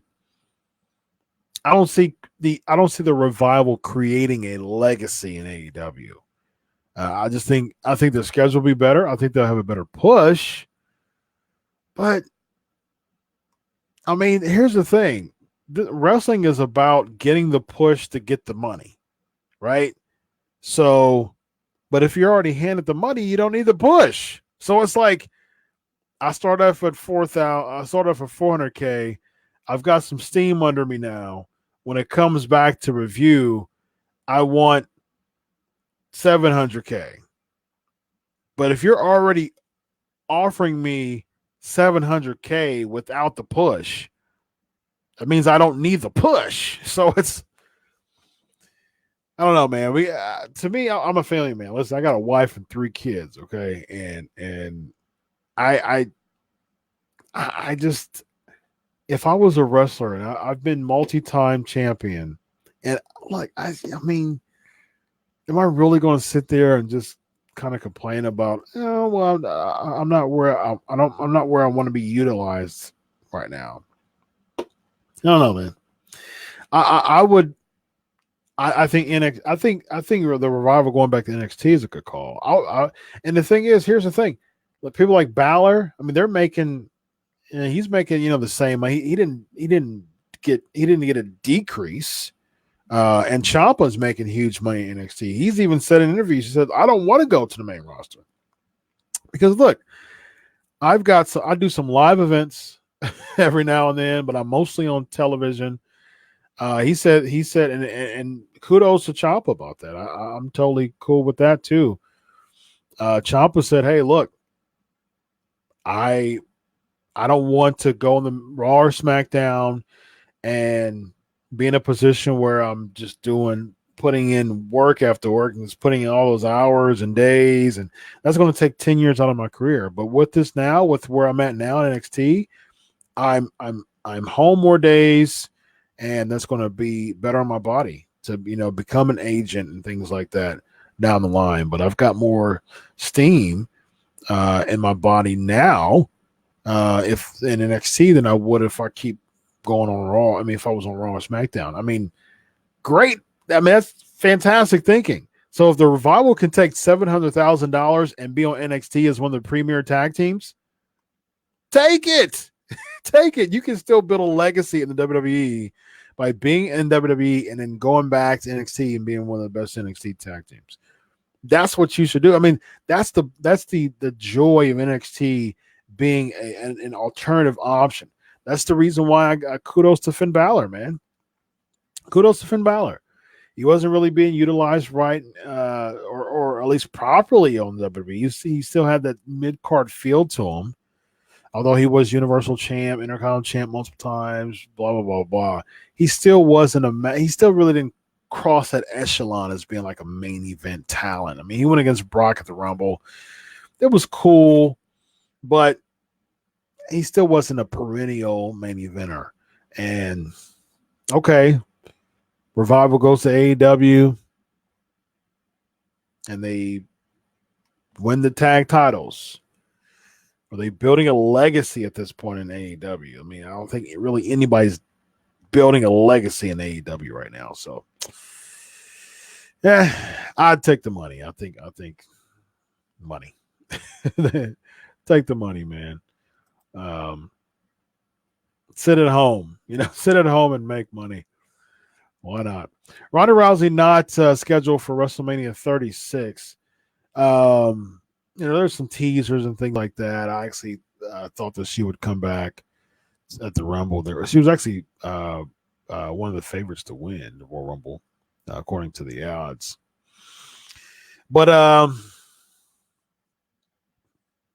mean, it's kind of like out of sight, out of mind at this point, right? Like she's been gone since last April, so it's been 10 months since she's been gone. I definitely think Ronda Rousey will be a huge boost to the women's division if she did come back. I'd be a fan of her if she came back, but her not being there isn't a major loss, I would say.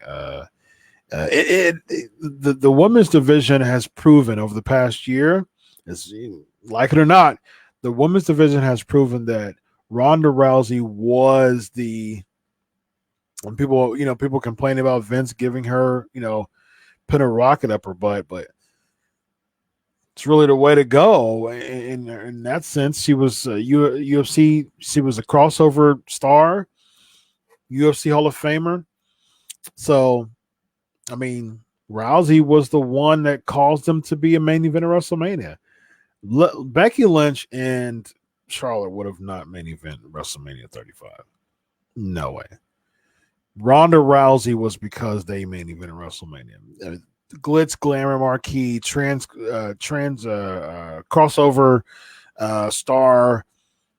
That Ronda Rousey was the reason why they main evented, and because of Ronda Rousey being gone, you've seen a decline in interest in the women's division.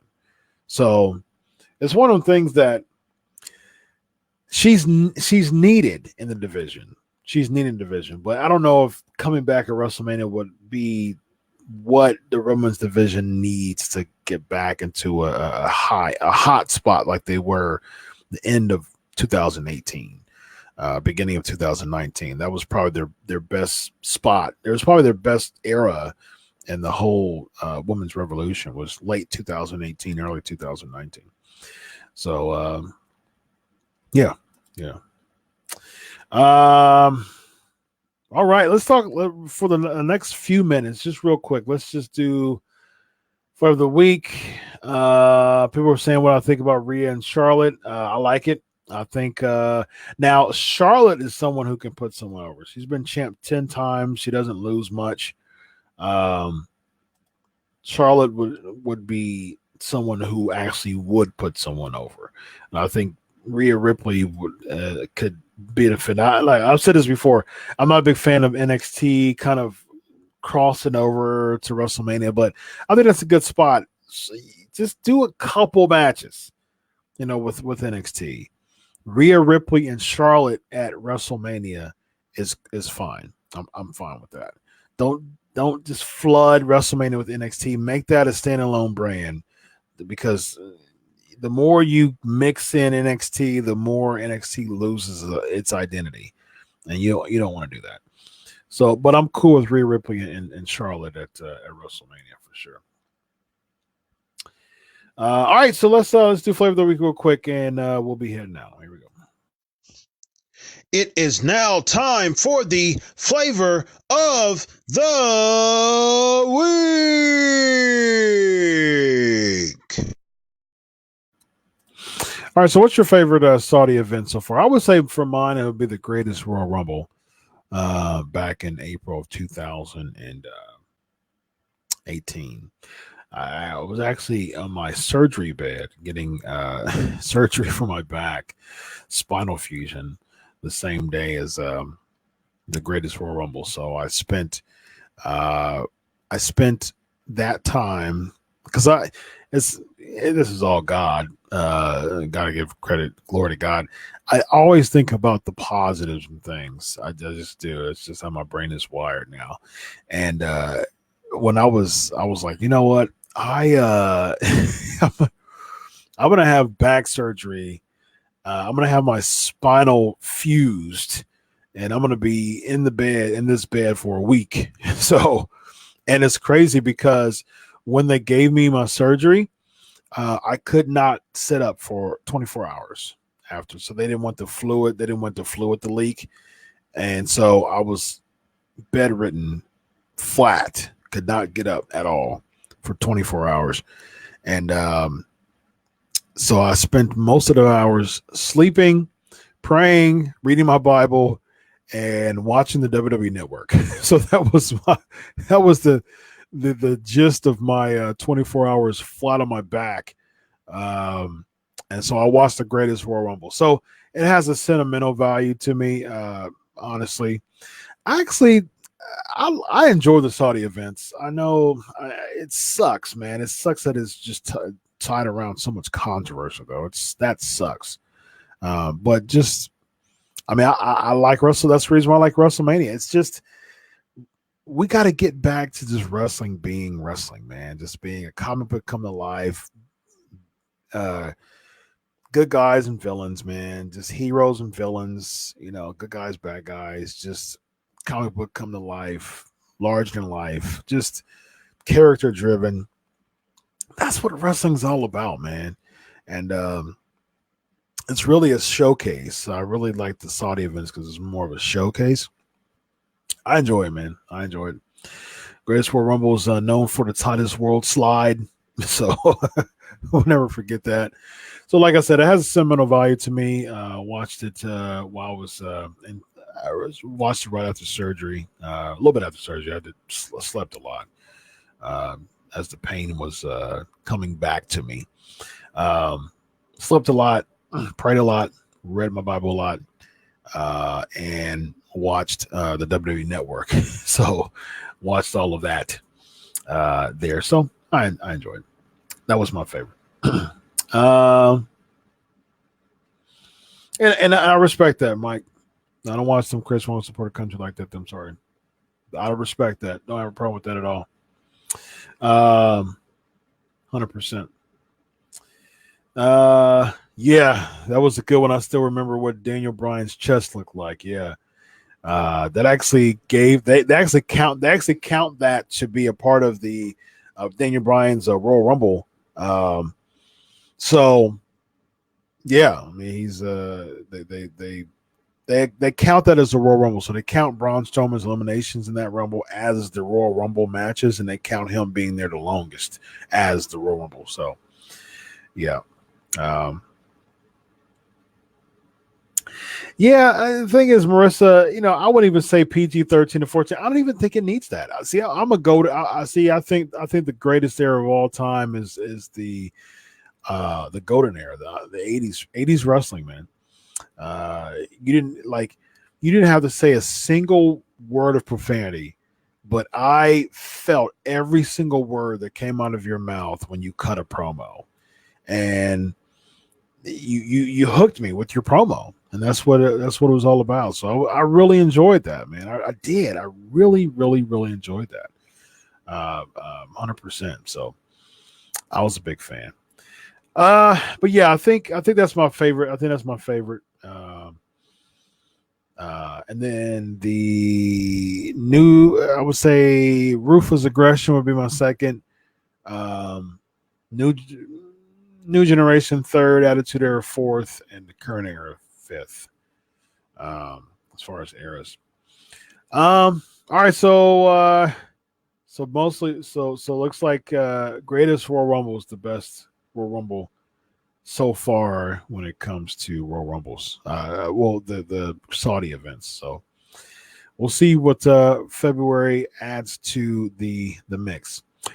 PMP Nation, has been a pleasure. Episode 410 in the books. Versus say you're a 90s baby, so you missed the golden era, but you have the WWE Network, right? If you don't, go get it. I didn't get paid to say that. So, yeah.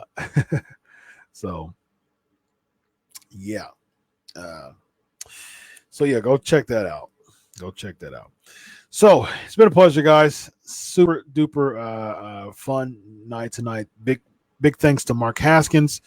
Go to Ring of Honor Wrestling, ROHWrestling.com. Join the Honor Club. I'm a proud Honor Club member, so I get a lot of perks with the ROH tickets and stuff like that. As far as just letting people know about tickets, as far as pay-per-views and things like that, and being able to watch them. So I have Honor Club and Ring of Honor, and I enjoy it. It's cool. And so go join the Honor Club and Ring of Honor. Tickets are out for Vegas to go to the anniversary show to see Mark Haskins compete against PCO in Rouge for the Ring of Honor World Championship. Should be fun, guys. So should be very, very fun. You guys, many people are saying their the years that they were born now. So before we go, real quick, guys, what years were you born? What years were you born since we're doing this now? Elvis was born in 92. Marissa was born in 1990. Any other people want to throw out their years real quick before I go, since people were talking about how old they are? 77 for Mike. 87 for Isaac. What else? Who else? Let's see other guys. So why are women? Marissa, kudos to you. I don't know why it's such a thing for women to be afraid to show their age. I'm a guy who debunks traditions if it doesn't have any meaning to it. So it doesn't make any sense. Brian, the man, you were born the same year The Rock was, 1972. So David was born 78. Nice. I think CM Punk shares your year. I think Sheamus was born in 78 too. I think Sheamus was born in 78. Yep. 78. He just turned 42 last last week. So me, I was born in 1981. 1981. Let's see. That's what year I was born. Yep. Yep. What other years? Any more years? Real quick before we go. Any more years before we go? One more female. I know there's people watching right now. Females. Any? Dude, you're 4 years older than me, man. We went to the same. Who went to the same high school? Y'all, you look. People like look. Y'all funny, man. Y'all funny. If I'm a young buck, you're a young buck, because we would have went to the same. We would have went to the same high school. Anybody who's like 6 years, 5 years, within 5 years of me, you're well, really about 15 years. I have good friends 15 years older than me, but anybody within 5 years of me, 5 to 6 years, you're my peers. So I don't want to hear any young buck. That would make you a young buck too. Let's see. So we're gonna do this. So we're doing this.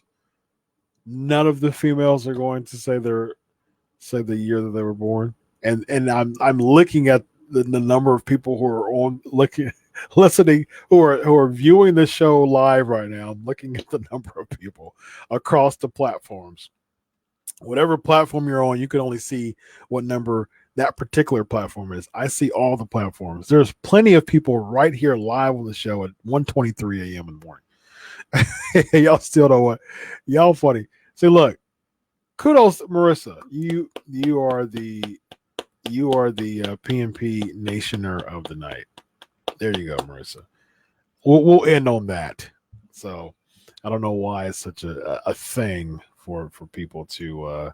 I'm talking about people who, Mike. I'm talking about people who are actually on right now live. That's funny. I think that's funny. That's funny. People, I don't know, females, my female friends, why are y'all so shy? Why are y'all so scared to share the year of your age? That's crazy.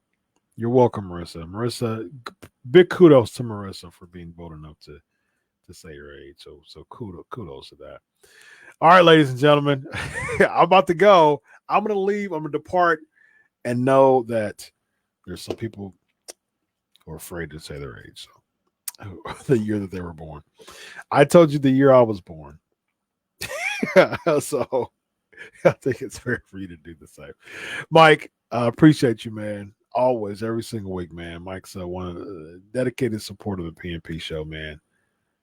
You're my guy, man. So I appreciate you all. All right, ladies and gentlemen. On behalf of Mark Haskins, 410 episodes in the books. Until next week, enjoy your week of wrestling. God bless. And always remember, I'll do it for you.